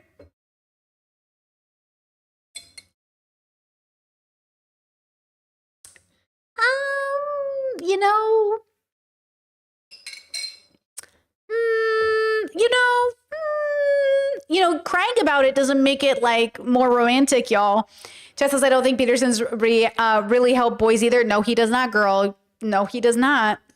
She was before she got into spirituality, or maybe her mental state just amplified her spiritual beliefs in a way that was unhealthy and influenced her in ways that were very negative. I feel like I've been hearing more and more about people who are like her or are on some spectrum of this spiritual psychosis or obsession. So Baby Storm, who is a popular TikToker and musician, has also been getting labeled with this spiritual psychosis thing. Donald Trump is going to be this year before the upcoming 2024 election. All of the rich will die and only the poor will survive. If you are poor and you are watching this, just hold on a little bit longer. I'm going to set you free very soon. You will need to flee the United States and go to any other country. But there's only one country that you cannot go to. Those who are meant to hear this message will understand immediately. My husband and I will single-handedly fund any and every poor person that wants to leave the United States. But again, that is only if you are willing to sacrifice all material possessions. Hey guys, so I know a lot of you guys have questions after I posted that one video on Saturday night, and I'm here to answer all your questions, but I actually was in the hospital these past few days. As many of you guys know, a lot of you guys may know my friend, well, my old friend, this girl, her name is Marley, aka the Glam Goth. After I posted that video on Monday morning, she showed up to my house, and she convinced my mother to have me admitted into a psych ward against my will. I was there for 5 days. While I was there, I was drugged against my will as well. Marley, she was there in the hospital. She visited me the first night that I was staying in the hospital. She tricked me. She tricked me into going into the psych ward and basically tricked me and tricked my family into lying to me to convince me so I can be, held in a mental institution against my will. The reason why I posted that video the other day is because I think that I'm psychic. It runs on my dad's side of the family. I posted this on my Twitter and some people were saying, oh girl, you don't sound okay because you're saying that you think you're psychic. I'm sorry, do you guys not believe in psychics? Like, I thought it was common knowledge that psychics exist because I wanted to warn you guys about what I think is going to happen if certain things don't change in the United States. Yeah, it's really yeah, see? Yeah, Chess says she's gorgeous. Yeah, all these girls are pretty. That's a big part of it. They're pretty privileged playing a role, by the way. They're pretty privileged playing a role. The white girl I showed at the beginning, this girl now, it's the same aesthetic, pretty privileged playing a role. And that's what I'm saying. If you are psychic, why would you tell people? You know what I'm saying? If you're a psychic for real, like, have you not seen the X-Men? You know what I'm saying? Like, the world's not going to receive it well. Like, with peace and love, y'all, the world does not deserve psychics. Like, the world does not deserve your magic. If you are literally walking around with superpowers, don't tell nobody. Why are you telling people you have superpowers? Like, if you have superpowers, don't tell the world. The world's crazy. But that's the thing, is like, that's why I don't believe you have it. Because if you really had it, why are you telling the world? Do you know what I mean? I don't get it. concerning to me to see these people online kind of lose grasp of reality. I mean, we even saw this with Gabby Hanna a couple years ago, and thankfully she's seen the other side of it and she's gotten better. But I don't know if it's the state of the world. It seems like it, especially with Baby Storm, because she was talking about the election and stuff, and social media, and the way that these algorithms just can like sink their claws into your psyche and make you believe all these crazy things. Maybe it's because we are in the age of social media, so people who are manic or in psychosis can just grab their phone and spew all this nonsense and then click post and it reaches millions of people. So it seems like it's happening more often, but maybe it's always been this way and people have always been affected by mania and psychosis at the same rates. We just didn't know about it. But I do wonder if this is something that is happening to people more often because of the state of the world and how turbulent things are. Maybe I'm wrong. All that being said, though, with Baby Storm or Gabby Hanna, it does appear that whatever spiritual experiences that they thought they were having was bringing them a lot of suffering. Now, again, I'm not here to diagnose anybody because I do not have the credentials and I've never met these people in real life, but where these people fit into this phrase of spiritual psychosis or psychosis is the negative effects that it is having on their mental health. I said before, the difference between a spiritual psychosis or psychotic episode versus a spiritual experience is the dread, the terror, and the negative feelings associated with it. Typically, a spiritual experience is met with joy and peace and serenity, but with psychosis, there are serious negative effects on the individual's life and mental health. Now, some more information from the professionals. Since the ascendance of psychodynamic theories a century ago, skeptical psychologists have interpreted spiritual experience as a neurotic defense against life's vicissitudes. What seems to be important is the way in which the psychotic phenomena are embedded in the values and beliefs of the person.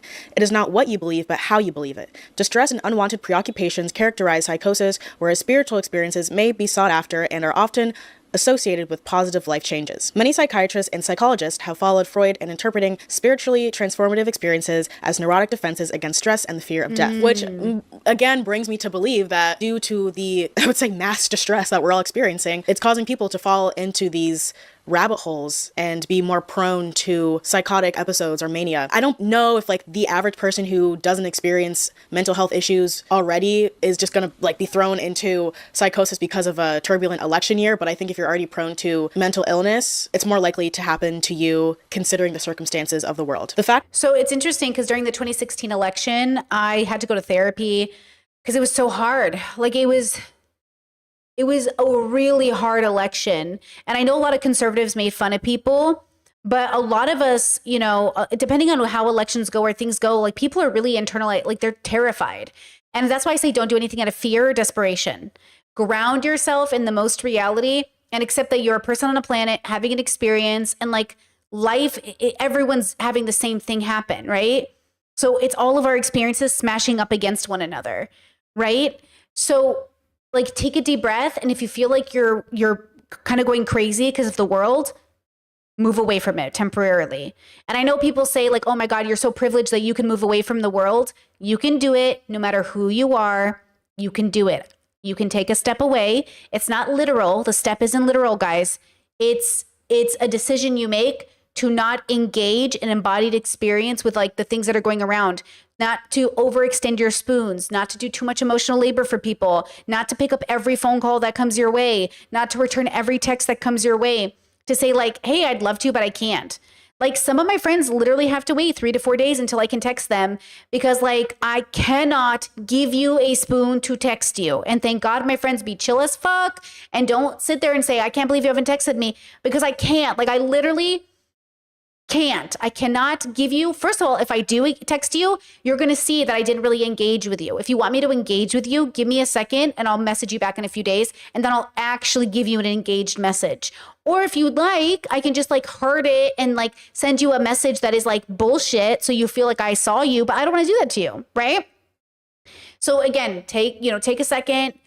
Yes, chat, take a breather. It's okay. And you can do this no matter where you are in life. You have got to give yourself permission to do this no matter where you are in life. If you're waiting until you're privileged, you might never get the chance to be. If you wait until you're privileged, you might never get a chance to be. So give yourself a break. Give yourself a break. The fact that an experience may gratify unconscious psychological desires or defend against psychological fears does not mean that the experience is nothing but an erotic defense. In other words, sometimes a cigar is just a cigar. Objects that can serve as symbols are not always just symbolic. Sometimes what seems like a spiritual experience is just a spiritual experience. Lastly, before we move on to the next section of this video, I wanted to also touch on the fact that when one has experienced psychosis and they are recovering from that state of being, there's usually a depression met with their recovery, because everything that they believed to be true about the universe, about the world, about themselves is being stripped away from them, and they're being told that's not true, that's not real, and that's a very jarring experience to go through. So even in recovery, there are other negative side effects that come with that, because I mean, imagine you as a regular person, you perceive reality to be what it is. You're like, yes, this is real, this is true. Imagine someone being like, oh, actually everything that you're saying, thinking, feeling is not real. It's not in touch with reality. That's like really hard to grasp. And I think with some of these people who experience psychosis, they want to hold on to that reality. They want to be validated on what they believe reality to be. And I can imagine that's really hard to grasp. And so again, that's really the difference between psychosis and a spiritual experience. And something that's always been scary to me about spirituality, because I remember when I got into spirituality when I was younger, and I would always see people say like, oh, you know, you're having a spiritual awakening when everyone thinks you're crazy. Ooh, and ding, ding, ding, ding, ding, ding. I said this in my first levels video. That's why I take it down and redo it. Because sometimes you'll say like, look, if you get it, you get it. If you like, you get it, you get it. And that's like casual. But then sometimes I think I said in my first video, something like, the right people will hear this message. And I thought I was being like all autistically cute. And then I realized, oh, that sounds crazy. Someone's like, I got to stop saying that. I thought I was like being autistic and like kind of cute. Like, if you get it, you get it. But it came across like psychosis-y. And I was like, oh, not a vibe. Okay, redo the video. And then I was like, okay, that's not what I mean to convey. I don't mean to convey, because I am concerned that people, like, look, if you lose your mind and you become, you know, whatever, that's a part of the journey, but it's not supposed to be. But nothing is supposed to be, because everything that is was. So this is hard for people to understand. This is why I say, like, suffering is a part of life, but please don't cut off your arm on purpose. Suffering is a part of life, but please don't try to induce psychosis. Like, suffering is a part of life, but please don't kill anybody. Do you know what I'm saying? And that's the problem. I think that's the problem with the world, is like the wrong people hear the message and then all of a sudden they think like, oh yes, I'll be crazy. It's why I don't like manifestos. When manifestos mention like PewDiePie or content creators, like, this is bullshit. This is bullshit that we are reading manifestos and thinking these YouTubers are actually trying to incite things. Like, some YouTubers are, but like, come on. And so for the fact that people are like, they mentioned this YouTuber, it must mean something. Guys, this person is crazy. They wrote a manifesto. Manifestos are kind of crazy. I don't know why you, like, where are you even reading it? What did I read the other day? Wait, I was reading something. Oh, what was it? Oh, I was reading somebody's like manifesto like a year ago or something. And I remember thinking like, Jesus, this is so boring. It's so stupid. It is nothing. Maybe that's what it is. It's like, why are we putting any credit to this manifesto? It's stupid. This person's crazy, right? Like, that's the difference between somebody going through psychosis who wrote a manifesto and then somebody who, okay, hold on. Chat says I wrote a manifesto. I'm not saying, that word is subjective. I'm not saying like every manifesto, but like a serial killer or like a school shooter manifesto, they're probably crazy. There's a difference between political activism that's rooted and grounded in like a sense of justice. You don't have to be crazy to enact like activism, but I think some activists are crazy. Do you guys get what I'm saying? Like, some people are insane and then some people are political.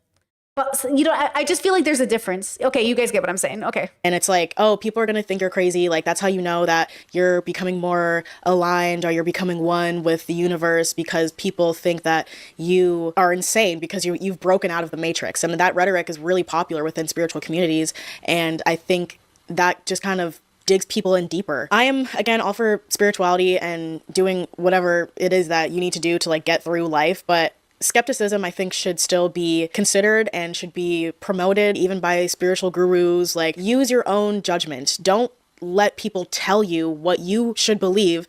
you can listen with open ears and consider and be like, oh, does that resonate or does that not resonate? And if it doesn't, that doesn't mean that you're stuck in the matrix or that you're dumb or that you aren't spiritual enough. I think it's really important for anyone's spiritual growth and journeys to really like tap into themselves and see what rings true to them, because spirituality is such a personal experience and journey. Please remain skeptical, be open-minded, but don't fall for everything. Don't listen to just anybody, whether it's a friend, a family member, or someone on the internet trying to tell you like what you should believe. Something that I really don't like about the new age spirituality culture online is the way that people use it to posture themselves and to kind of have this self-righteousness because, oh, well, I'm more aligned. I meditate more. I'm this, that, and the third. And that's why, I mean, that's how cults happen, especially when they're preaching to people who need it. Like, chances are, if you're seeking spiritual guidance, there's something maybe in your life that needs some compassion. There's a void in your life that you may be wanting to fill, or there's something about your life you want to understand, and you're more vulnerable. You're more vulnerable, and these people know that. When I was 19 and 20 years old, I went through a spiritual psychosis. But looking back, I can see the symptoms that were like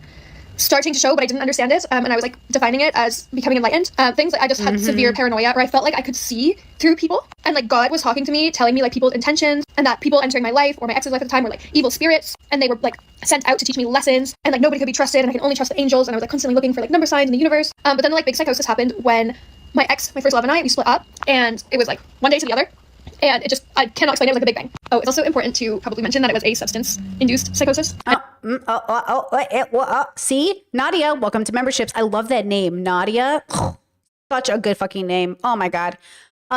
This girl's name is BPD, babe. And all of a sudden, nothing made sense. And I was questioning reality, I was questioning spirituality, I was questioning everything, like nothing made sense. I was so confused. So I was very vulnerable and I was very desperate, and I really, really leaned on spirituality and used different spiritual practices as like an explanation and a way to like define my reality and like carve out a path that like was socially acceptable and could like give explanation to these really crazy symptoms and experiences that I was having. I believed that I was like becoming too enlightened for this world, and the government was like catching on to me because I had access to like different dimensions and I had access to knowledge that I wasn't supposed to have. But yeah, I don't like the... Yeah, my friend's psychosis was very similar, where they were like, I know what's going to happen. I know we're all about to die.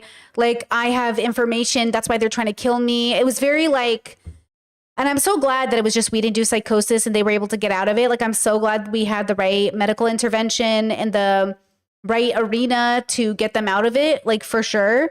But oh my gosh, that's what I'm saying. Okay, so my friend was like in kind of activisty bubbles, not like a lot, but they were like progressive. And they would call me all the time about progressive political ideals. But one day they called me and it started to sound wrong. And then over the span of a few weeks, to be honest, maybe a couple weeks, I don't remember, it started to sound really wrong. Like, oh, like I'm going to save the world. I know the answer for the world. Like the world has to do it this way. I know what to do to save the world. Like stuff like that. And I was like, oh, what's happening? What's going on?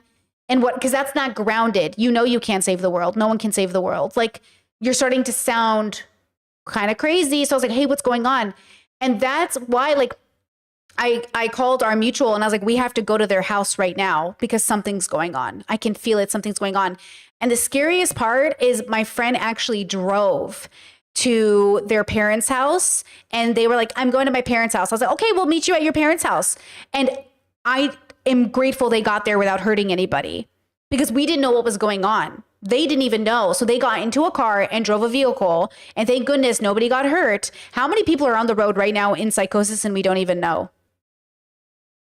Right? Like that's the question. Okay. So they drove to their parents' house and, you know, everyone we called, because we started calling everybody like, hey, something's going on. Okay. We all get there. And then by the time we got there, they were like socializing with the neighbors and the neighbors could tell something was off. Anyways, a whole thing. It was like a whole thing. People can tell you're like off. Like you're like, oh, because there's a difference between like, do you know anything about Lord, you know, Jesus Christ, our Lord and Savior? Like that feels like, oh yeah, I've heard that before. And then there's a difference between like, hey, can I introduce you to Islam? Like, I'd love to introduce you to my religion. It's like, okay. And then there's like, if you don't do something, God will come and smite the wicked. It's like, okay, you need some relax. Something's going on with you. There's like a groundedness to even religion. That's why we don't consider religion like psychosis, because you can be religious without being crazy. Even though religion in of itself is kind of crazy, it's like not actually certifiably insane, you know? Some will call spiritual narcissism, where people will try to use spirituality as a way to put them in a position of authority. There's a phrase called spiritual bypassing, which is a tendency to use spiritual ideas and practices to sidestep or avoid facing unresolved emotional issues, psychological wounds, and unfinished developmental tasks. The term was introduced in the mid-1980s by John Wellwood, a Buddhist teacher and psychotherapist. Clinicians in pastoral psychology have identified both beneficial and detrimental manifestations of behavior that could be described as spiritual bypass. Oh, your dad died? Well, try meditating. You know, he's just in a better place. He's moved on. His spirit is on to the next journey, the next life. And you shouldn't be sad because that's just a part of the human spiritual soul experience, you know? Even, you know, in the definition of spiritual bypassing, it says it's avoiding psychological wounds, even physical wounds. I've seen people literally say that they healed their kidney with their mind. Transform DNA, my mind's making things move. Kidney infection, I healed that too. Now, she seems like a nice lady, but I do draw the line at, like, changing your DNA with the power of your mind. I do think that is cuckoo bananas and not something that we should be promoting online for people to also think and to, you know, play devil's advocate, whatever. I do believe in the power of the mind. Like, it's amazing what the mind can do. And I've heard these crazy stories about people like healing broken bones by, you know, the power of thought. And I'm not here to discredit those experiences, but I do think ignoring medical attention for serious illnesses, injuries, diseases, etc., and promoting that online can have negative consequences. I feel like people like Shannon Blake probably just like did too much ayahuasca and like think they're God. I don't know if that's where it all started, but that is a big part of this whole new age spirituality thing, is like white people going to Peru and like taking ayahuasca 3 times. Chelsea Handler went and did ayahuasca and like relived her childhood and said she solved a lot of her childhood trauma. But the issue is, and I think that's very possible. I think drugs can be a great tool. I don't think they're a necessary tool. And I think the dilemma is like, if you start to believe it's not just drugs and you think it's actually a mystical experience. This is the conversation between Jordan Peterson and Matt Dillahunty, where Jordan Peterson believed that the reason shrooms plus a mystical experience stopped smoking habits or smoking addiction was because the mystical experience happened. And Matt Dillahunty is like, well, hold on. Just because you felt like you had a mystical experience doesn't mean you had a mystical experience. Do you know what I mean? And Peterson is like, well, it indicates you did have one because the results were positive. Just because you have a positive results on drugs doesn't mean it was because of God. Could just because the drugs, your experience going into it. You know what I mean? Like, it's just interesting the way people have a different relationship with the information. Like how one person hears the story and goes, cool. And another person hears the story and goes, God. And I'm like, well, you know. In a week to like try to fix themselves or find enlightenment or whatever. I don't knock ayahuasca whatsoever. I know that is like an ancient medicine that has been used for years by so many people, but unfortunately Westerners take stuff like that and kind of ruin it because they ruin it for themselves and they take too much of it in too short of a time, and then they like lose brain cells or go into actual psychosis and never return. I have stories about that. Maybe I'll tell that story on the Patreon. I could tell so many stories about my spiritual experiences, both with and without certain molecules. Don't do drugs, kids. And if you do, be mindful. Don't overindulge because there are consequences. If you really want to get in touch with your spirituality, go into the woods, go into the ocean. Like, you don't have to do the drug. You don't have to do the ayahuasca. You don't have to do the DMT to open your third eye. And again, I'm not knocking it. Maybe one day I will have my ayahuasca journey, but I think the issue is the normalization of doing DMT or ayahuasca or any sort of mind-altering psychedelic substance without being responsible about it, because people think just because it's like a spiritual thing that gives them the pass to just like overindulge and go head first in it without researching or really knowing what they're getting into and knowing the risks of it. And then promoting it online to other people is also with ayahuasca, you really shit your brains out, guys. So just FYI, I haven't done it, and that's actually kind of the reason. I do not want to shit on drugs. Like, though I will say I did take the best shit of my life on shrooms. Actually, maybe we'll feel great. I did have one of the best shits of my life on shrooms. But also, I don't really want to shit my brains out with ayahuasca. Like, you know what I mean? So, I probably won't do it. Do you know what I mean? Like, I probably won't do ayahuasca. You know? I mean, you remember when I did the chip challenge? My brother just sent me a photo of his memory from Snapchat of doing the chip challenge, and I vomited 7 times into a toilet. Good times. also very irresponsible without being clear of its effects and what happens before, during, after, etc. I know ayahuasca or DMT has helped a lot of people, and I definitely, again, do not knock it, but again, just be responsible, please. People like her I always found fascinating, and I'm not singling her out. Like, again, she seems like a nice girl. I don't know her. I don't mean to like dogpile on her, but the archetype that she represents of like the spiritually enlightened white girl who's probably from California and lives in a van and probably has rich parents. And how dare the boy bubble try to say that I'm one of these girls? I don't even have the aesthetic for it. You know how much more popular I should have done it. I should have grifted into the spiritual bubble for sure and like gotten me the white dreads, you know, the white locks. Are they locks or dreads? I don't even know. I should have gotten the whole thing, fucking nose ring and tattoos and everything, and been like, I'm trying to be an empath. You know, like I should have done that, bro. Let's be honest. Speaking of, they have like millions of followers. That's what the irony is. A lot of these girls are so pretty and so like an escapism for a lot of people, and they have like 1 million followers. So like, I really should have grifted. Rich white woman, go check out my Patreon episode about the Brandy Melville documentary. Join my Patreon, madisonbrown.com/Madison Brown if you'd like to support this channel. Thanks. I find them interesting because typically they are always adorned in the crystals and the jewels and the tattoos They're and the cute. locks. And it's a They are cute. The fashion is fashioning. That's the dilemma though. It's like just because you're fashionable doesn't mean you know what you're talking about. You know, just because you're a white man doesn't mean, you know, doesn't, you know, mean you know what you're talking about. Okay? lot, and it's a very maximalist aesthetic, I've noticed. I always thought that was interesting because I thought the point of spirituality is, or at least a part of spirituality, is the ability to separate oneself from worldly possessions and material desires and things like that. And like all the stuff that is in the van and on the body costs money, and it's like a lot of stuff. I feel like sometimes with New Age spirituality, there's this unspoken standard when it comes to the aesthetic. Like if you want to be considered spiritual, you gotta look it, you gotta play the part, you gotta wear the rings and have the right hairstyle and the harem pants and the Birkenstocks. You know what I'm saying? Truly, to be spiritual, all you need is your mind, your soul, your body. It's kind of why monks are like bald and like wear the same thing every day. So I always thought that was interesting how like you have to kind of adhere to this certain look or aesthetic to be a spiritualist online. Mind you, I love the earthy aesthetic. I love the boho look. I feel like my personal style fits into that as well. So I'm not knocking it. I'm just making an observation about the sometimes like maximalist element to the spiritual aesthetic, if you will. Dress however you want. It's all self-expression. I'm not here to tell anybody what they should or shouldn't wear, but I thought that was interesting, especially because with the adornments, the accessories and whatnot does border on cultural appropriation or just full-on cultural appropriation, which I think is interesting. And that kind of brings me to the final section of this video, which is mostly me just kind of chatting about the spiritual culture that I see on the internet and what maybe I would consider the other side of the spectrum, which is the unhealthy obsession, little bit of delusion, but not full-on psychosis. Just an unhealthy obsession that should be examined, which I think is what a lot of people online are talking about, because I've seen a lot of girls be like, oh, I was in spiritual psychosis in 2019. Like, I was paying a tarot card reader like $200 a week to tell me about my ex. Or I saw one girl who was like, I paid 10 different Etsy artists to draw my soulmate. Have you ever seen those where it's like, well, that's not, I mean, that's just might be spiritual obsession, right? Like, I really believe in this thing, I'm going to do it, which is different than the psychosis, you know? Oh, you can pay me $10 and I'll draw your soulmate. And of course, all the pictures that she got looked completely different. I feel like TikTok has really just made people lose their minds. Yeah. Even more so with like the algorithm knows. And this goes back to the Bob conversation in the beginning. We need to ground ourselves in history and spiritual endeavors. Like we do need to realize like what experience are we having?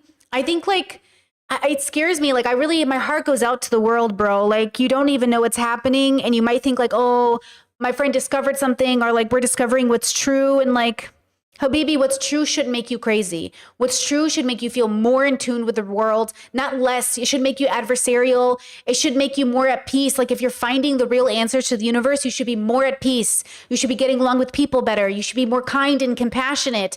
You shouldn't be picking fights with everybody. You shouldn't be out here wanting people to die, or, you know what I mean? Like be peaceful. And I understand this. I'm an unwise person. I'm young.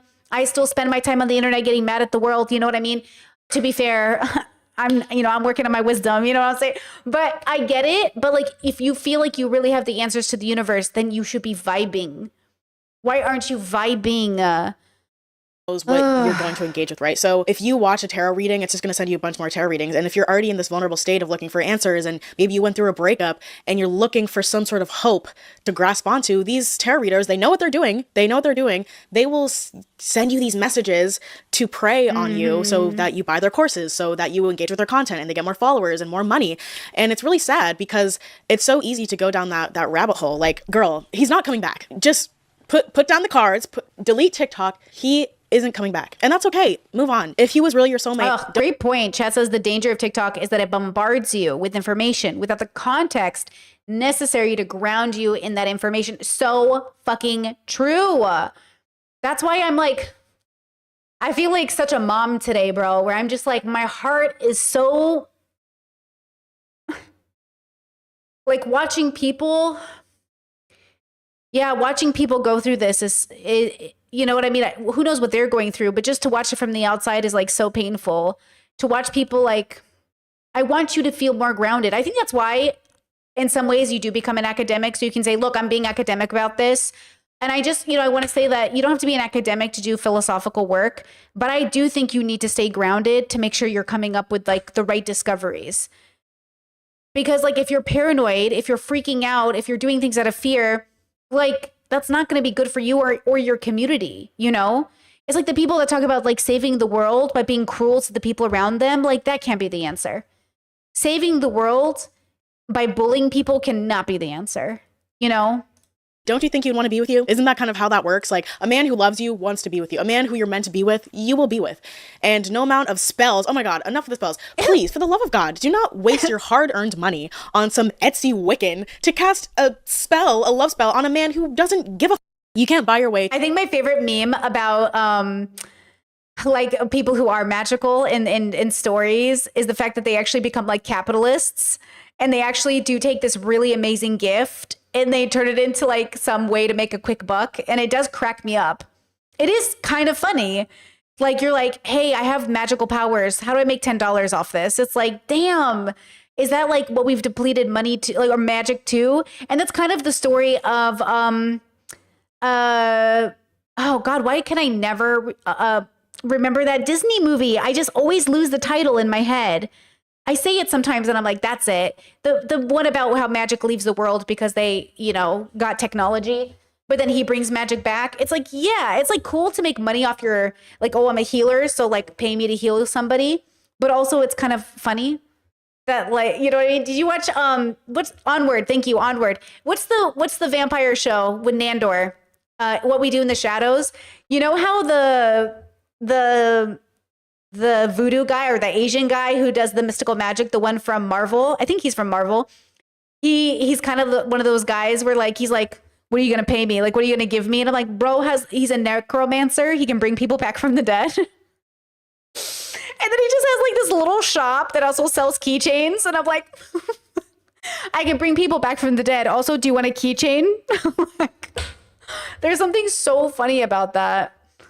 To love. I thought we knew this. But yeah, there's a lot of scammers on TikTok, a lot of like fake tarot readers and astrologists even probably scamming you. And when you're not in a state of like vulnerability and obsession and limerence, it's so easy to see how fake and BS these tarot readers are. Like, you'll be scrolling and it's like a woman with a card up and she's like, King of Chariots, Wands of Spades. He's been thinking about you all week. He hasn't reached out because he's scared, but you should expect a text message at 2:23 on May 31st. Like, it's like, what the fuck? If you see birds in the sky, that means he's thinking about you. And why is it always about a man? Riddle me that. Why is it always about a man? It's never, oh, that friend of yours who you haven't talked to since first grade is thinking about you, or make sure. Exactly. Wait, Discord is cracking me up. Discord says my husband has been overhearing your streams while I watch them. Hey, can you hear me now, husband?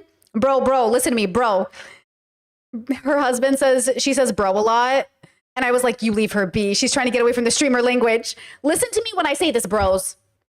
Is it the streamer language that's got me saying bro, or is it the fact that I'm a man? I'm a boy. I'm just a boy. I'm just a sweet little boy. What can I say? But I do, bro, listen. Girls, listen, girls, okay?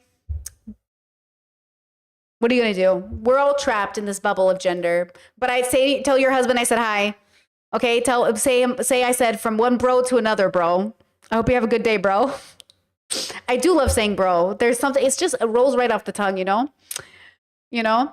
Chaz says, Britt, have you heard of the channel Cinema Therapy? I don't think so. Let me Google. I don't think so. To do your taxes, it's always like, expect someone from your past to return. And it's like, what? Who? What are you talking about? It's so weird. I hate it. I always click on I'm not interested, but somehow they keep finding me. Anyway, I think the signs are, and the angel numbers of it all are really dangerous. Like, I love a cute little angel number. Like, I think they're cute, but I don't really think much of it. I believe that if you want a sign to be a sign, it will be a sign. Like, you can make anything a sign. And I honestly don't think that's necessarily inherently bad. Like, sometimes we need a little, like, synchronicity or a little, like, boost to bring us some optimism. And I think that's okay.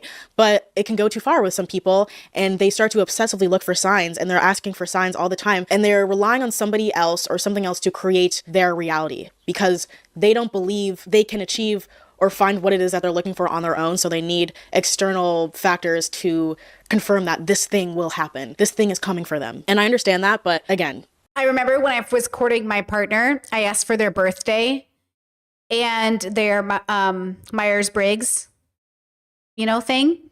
And they were like, why? And I was like, not that I put any weight into either of these things, but I like categorization and I want to know how we sync up. So according to, I can't remember which one now. I think it was according to our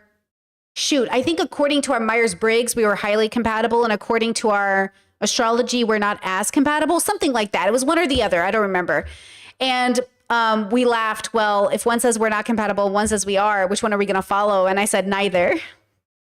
But it was fun. It's like a fun thing for us to take tests together. And we love, like, we'll be like, Alexa, give us our reading for today. And my partner and I, again, we're not religious. We don't really believe in the things, but we like doing it together because it's fun. Like an anime quiz. Which anime character are you? It's just fun. Okay. It's just fun. And I think as long as you're having fun, you know what I mean? I think that's kind of the point. I think when it stops becoming fun and it's serious, well, now, okay, we're entering something else. Actually, like I said at the end of my podcast yesterday, I said something like, I said it really poetic, but I said something like, sometimes we turn away from religious tools because we have a ick towards religion, but just because it worked doesn't mean it's true. Like religious text, religious story can really be helpful to me, but it doesn't mean I think it's true. And sometimes when I engage with like my parents as an example, I'll say, Mom, I love the story of Ruth. I love Saint Ruth right away. Okay. I love the story of Ruth. And it's really so inspiring to me as a feminist. And my mom will say, exactly, Betsy, this is why you should be a Catholic because we're very feminist. I'd say, okay, slow down. Patriarchy, slow down there. You know what I'm saying? Like, slow down there. Yeah, Ruth. No, not Ruth and Naomi. Okay, the other Saint Ruth. But either way, love Ruth and Naomi, also very feminist. Right? Like, also very feminist. There's this idea that I think, like, I don't know, okay, you know what the thing about Saint Ruth and Naomi is, too? Is they ended up, like, being so much stronger together as a unit of girls than the men that came into their life to ruin it. Because you remember? He came into, what's his name? I don't remember his name now. I don't remember his name now. But exactly, like these stories can be so feminist. Saying, oh, you know what I keep seeing on Pink News? Do you know what I keep seeing on Pink News?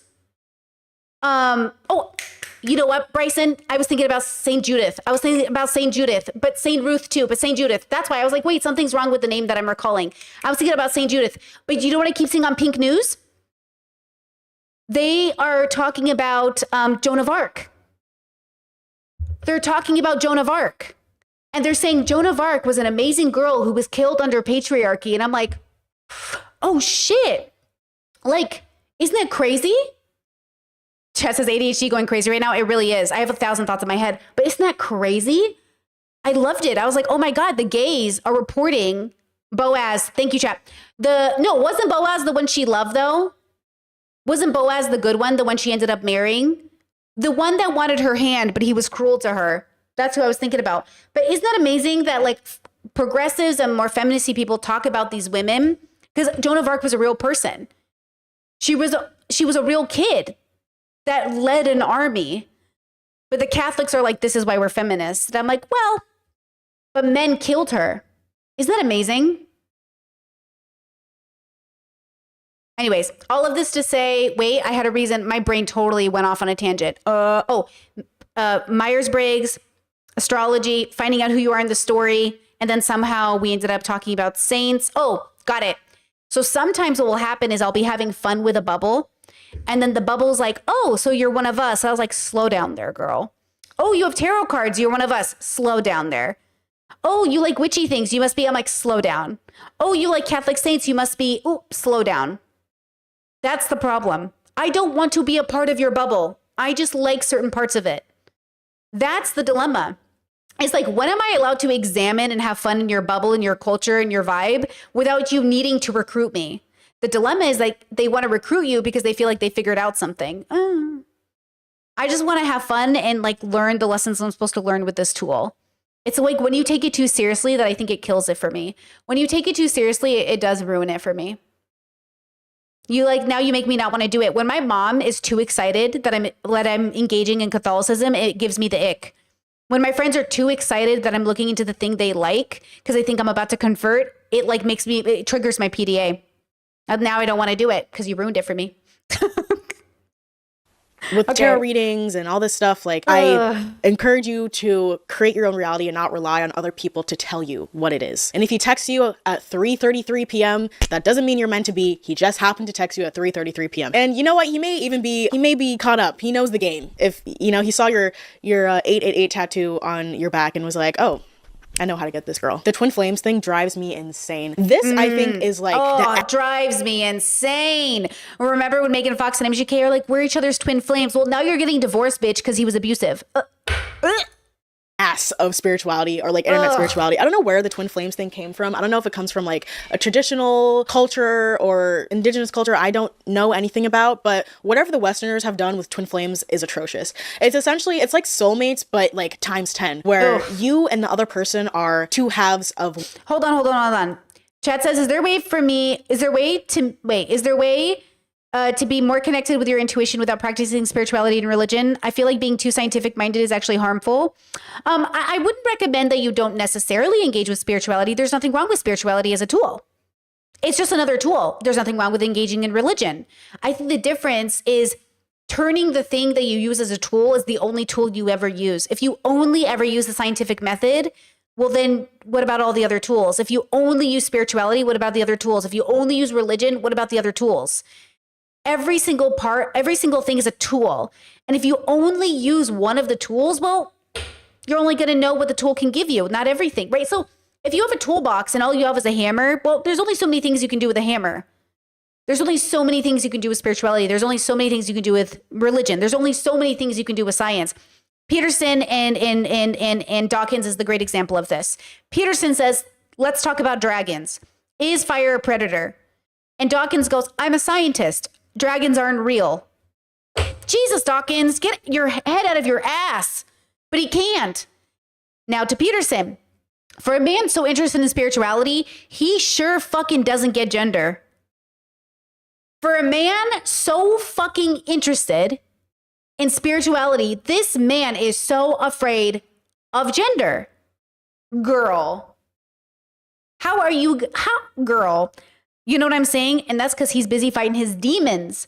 Because Peterson is so distracted fighting his demons. He said something in an interview with Kyle Kalinske. I don't know if I added it to the podcast. I watched a lot of Peterson. Who knows what I ended up putting in the podcast. He said, well, with all these genders, there's like 80,000 genders. And I guess if everyone's having a gender, there's billions of genders. And I was like, yeah. Why are you saying that like it's a bad thing?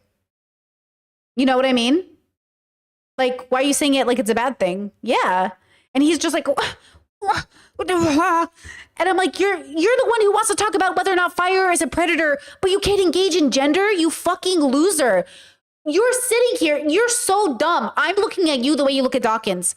The way Jordan looks at Dawkins, I am looking at Peterson, and I'm like, you can have a whole ass conversation about fire being a predator, but you can't have one about gender, bro.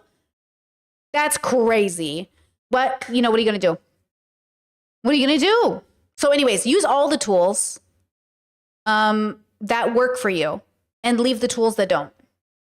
one whole. And that sounds cute and romantic and stuff, and it doesn't have to be with a romantic partner. It could be a friend or a family member, but when people assume that they are twin flames with their love interest, things can get really, really scary and dark and weird. Because essentially it's codependency, but make it spiritual. And that's how they justify these toxic behaviors and obsessive thoughts, because it's a spiritual thing. Oh, you don't understand. We're meant to be together. We're twin flames. So you keep going back to the toxic ex. Exactly. You stay in a relationship that you really shouldn't be in. That is because if they've convinced you, just like in the cult we just learned about this weekend, if they convince you that this person is destined for you by God or the universe, well, then anything that happens bad in the relationship, that's just a part of it. And you got to go back to that relationship. You're not allowed to leave something that's destined for you. This is your destiny, which correlates perfectly with Zuko. Oh my God, I'm so excited. With Zuko saying, this is my destiny. And Destiny, he kept trying to go back and back and back to being the Fire Lord's son. And he was never happy, never in tune with his joy. And that's why, what did Iroh say to him? Right? What did Iroh say to him? Did he say you can choose your destiny? Or what did he say? There's a line Iroh says to Zuko, guys, we should watch Avatar in the Discord. We should watch Avatar. He says something, and then we should go to Korra. He says, oh God, that was like a year-long journey. He says, he says something like, this is not your destiny. Like, you have a destiny, but it's not necessarily this one. Chad says, girl, fuck me up. I'm in. Stop. But like that, I'm just saying we might have to do that, but that might have to be a new adventure we all go on. So yeah, like there's something about that. Like you think you know what your destiny is, but your destiny should coincide with your joy. You should be joyful. Oh, okay, hold on. Alex, thank you for the comment on the YouTube video. Says, Prince Zuko, destiny is a funny thing. You never know how things are going to work out, but if you keep an open mind and an open heart, I promise you will find your own destiny someday. Exactly. It's all about that symbiotic joy, bro. I can't tell you what will make you joyful, but you'll know. I can't tell you what it is. Like people will tell me, like, Brittany, like, what do you think my joy is? Girl, I don't know. That's your business. That's for you. That's why Iroh can't tell Zuko his destiny. And funny enough, Iroh has his own bubble pop where he has to go on his own adventure because he has a destiny to fulfill as well. That's why Iroh and Zuko have to separate, because their destinies were together and then they deviated. They had to follow it. Now what is destiny in a non-literal sense? I think it's like your place in the universe, the sense of meaning, the sense of purpose. Vervaeke talks about this, the meaning crisis we're all in. We're trying to figure out what is our destiny. Ooh, Chet says, I thought he said, is it your destiny or your father's destiny? I think he did say something like that. Like, is this yours? Or is this like what you were told? Something like that. Yeah. Discord just shared a GIF. Is it your own destiny? Or is it the destiny someone else tried to force upon you?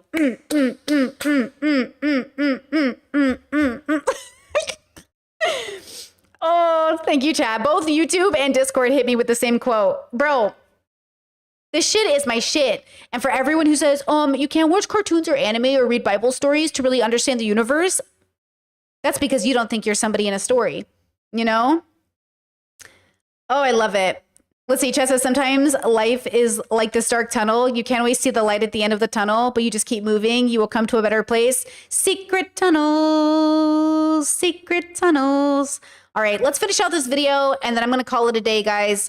I am losing my spoons quickly, and I think Drew Afawalo's podcast deserves more attention from me, so I'll cover it tomorrow, along with Judith Butler, who recently was interviewed, philosopher, genderqueer philosopher, recently interviewed about the suffering of boys. And I would love to hear a queer, non-binary philosopher, educated philosopher talk about that issue. So we're going to watch Judith Butler tomorrow as well. Okay, here we go.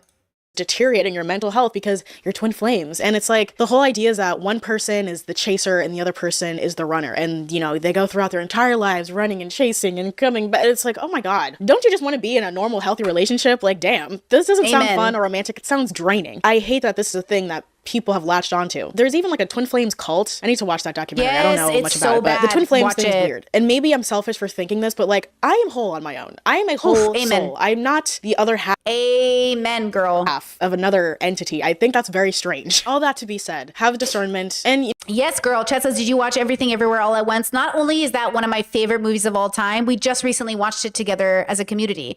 We love that movie. That's a great movie. with all of this, I'm going to close it out with some empathy, because I really empathize Yes. with people who become obsessed with these. Me too, girl. My heart goes out to you. When I see people on a spiritual journey and I see them kind of losing their mind, my heart is with you in a non-Elon way. And I really want you to be grounded. Please go to therapy. Please go to therapy. You know, we do watch events on the Discord through Patreon 18+. We have events every Sunday, except for a couple of holidays that happen. We do events every Sunday. We do long-term watch events, short-term watch events. But seriously, if you feel ungrounded, if you feel aggravated or agitated or activated, if you're feeling, you know, like you're losing yourself a bit, or worse, that you think you found yourself in the answer to the universe, bring it back, humble yourself, make sure you haven't lost your mind a little. Spiritual beliefs and practices, they're looking for something. They're looking for an answer. And especially when it comes to romantic partners and spirituality, I don't think it's actually that person's love that they're looking for. I think they're looking for something that goes way deeper than just the relationship with that person. It all goes back to childhood, doesn't it? But it isn't until you heal the relationship with the self when you can finally let go of these obsessive behaviors when it comes to romantic interest. Once you heal that part of yourself, this stuff becomes irrelevant to you, and it seems so silly. Yeah, I'm with her on this. I think she's making exactly. Chet says, Everything Everywhere All at Once made me cry. I went on my birthday with two of my friends, and we sat in the theater crying after it was done for like minutes on end. We were I love story. I love story. And I just think, man, that's a good story. You know, I think I understand, you know, imagine Peterson who was grounded. Imagine a Peterson that was actually interested in deconstruction. Imagine a Peterson that like didn't lose himself to some conservative MAGA talking point. Oh my God. Like, imagine a world where like people who are deeply interested in finding the answers don't get stuck in this really weird, hateful bubble. Oh my gosh, bro. Ugh. Silly, but when you're in it, and it's hard to take a step back and have a bird's eye view on everything. So if you are caught up in some sort of limerence, obsession, delusion, I would recommend therapy. And I like genuinely mean that. I don't mean that in a condescending way, because I think I've been there, honestly. I've gone down some rabbit holes that make me look crazy, and I don't identify with that anymore, but I've been there. And it sucks. And there was a lot of healing that I had to do, but I was looking outwards. I was looking to men and to relationships, other people to distract me from what was happening on the inside that wasn't being addressed. And it was during the loneliest parts of my life where I think I was losing touch with reality. And I will never get those years back. I mean, there were months where I was like, damn, you were really like so concerned about someone who did not think about you at all. And you're like looking at the readings and the astrology. And it's like, what a waste of time. What a waste of mental space, you know? And I also think people are looking for a community. I mean, there's people who leave their homes and leave friends and family to join these cults or join these. Exactly. That's what's so scary is like when somebody you love disappears into one of these bubbles and doesn't come out. And that's kind of like the issue, right? Ugh, my heart just breaks for people, bro, when they get lost in it. And I know they're looking for answers. So be careful where you go looking for answers. Okay? Spiritual groups, and they want that community. They want to feel like they're a part of something. And I get that. That's a very human thing. That is very normal. And unfortunately, if you're very vulnerable, people who don't have the best interest at heart will take advantage of you. And they my partner and I, we were talking about this. We were talking about Scientology and we were talking about what is scarier, the FLDS or Scientology. And I was like, I don't know, bro. Scientology really scares me. Like, I physically get like icked out at Scientology stuff where I'm like, it's like when I hear the horror stories of that. But then the FDLS like also sounds really horrible. LDS, am I saying it correctly? Like that also scares me.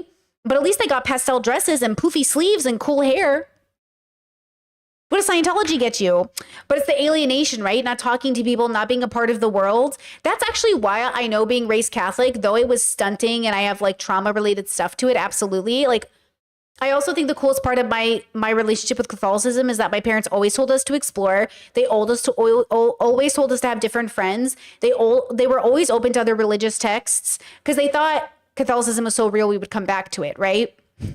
But I was never afraid of engaging with the world. We had the internet. My dad loves technology. My dad literally has like a smart house because my dad is so in love with technology. Like my parents keep up and up, you know, they know what YouTube is. They know who YouTubers are. They like, I can talk to them about work and they get what I'm saying. You know, they may not know everybody I watch, but they know some people, right? So it's kind of like, I was able to really engage, right? They took us to Bible study every week. We would have debates in our own house.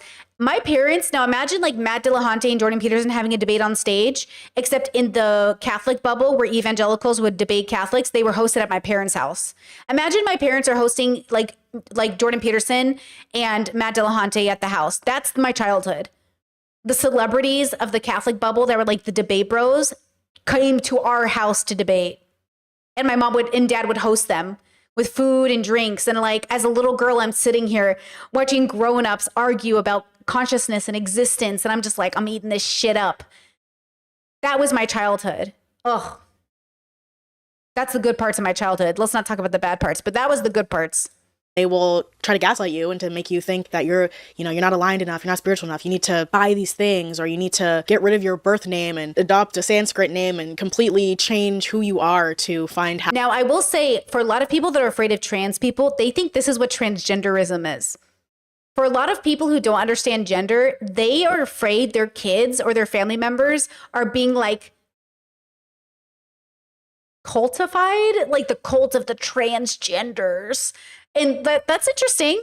But yeah, I think that's what it is. I think they think transgenderism is like psychosis, but it's not.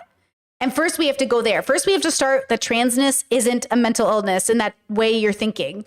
And then, yeah, gender psychosis, exactly. And then we have to talk about the other stuff. But I think that's why parents can be so afraid, because they're like, that's not who I raised. That's not the child I raised. The child I raised would never do this. So something must have happened to them. And to be fair, there will be people who won't realize they're not trans, but will think they're trans. And that's a part of the journey, bro. Okay, if I get to live my whole life, if people get to live their whole life thinking they're straight for 50 years when they're not, then, you know, you might have to live as a trans person for 10 years until you realize you're not. You know, I don't know. Again, I'm not afraid of people going on a journey where they realize they made a mistake. I'm concerned that you won't allow them to own the mistake without being like, I told you so.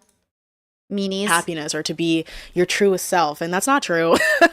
That's not true. Discernment is key. Go to therapy, have friends, have family. Don't isolate yourself. The best way, I think, to get more tapped in with your spirituality is to go outside. My mouse is touch grass, freezing. literally. Put your little piggies on the ground and just breathe. Thank you for watching. If you want to support this channel, join my Patreon. I made a video. My bad. My mouse was freezing. And then I realized what was happening, and then it was just a mess. Guys, a whole mess just happened. I'm going to go ahead and link this video. Great video. I agreed with, like, literally, I don't even think I disagreed with anything she said. Thank you, chat, trying to warn me about the cam. Me trying to get my mouse to work. It's my mouse pad. I got to get a new one. I think it's time for retirement of my mouse pad. I need a new one, but my mouse gets confused. I have a wireless mouse too. Okay, anyways, all of this to say, great topics, great conversation. I am out of spoons. I'm so hungry. I'm going to go eat a vegan burger. That's how hungry I am. I'm going to eat a vegan burger. I'm going to eat the fuck out of that burger. And I'm going to eat some fries, okay? I told my partner when I went to go to the bathroom, I was like, you got to get me a burger. If I don't eat something, I'm going to scream, get me a vegan burger, please and thank you. I'm going to go eat the fuck out of that burger, okay?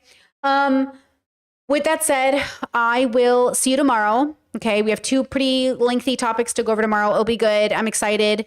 Yeah, I'm sorry I didn't get to do it today. I'll change the title and the thumbnail after this. But otherwise, thank you for being here. Have a great day, and I'll see you tomorrow. See you tomorrow. Bye-bye. Bye-bye.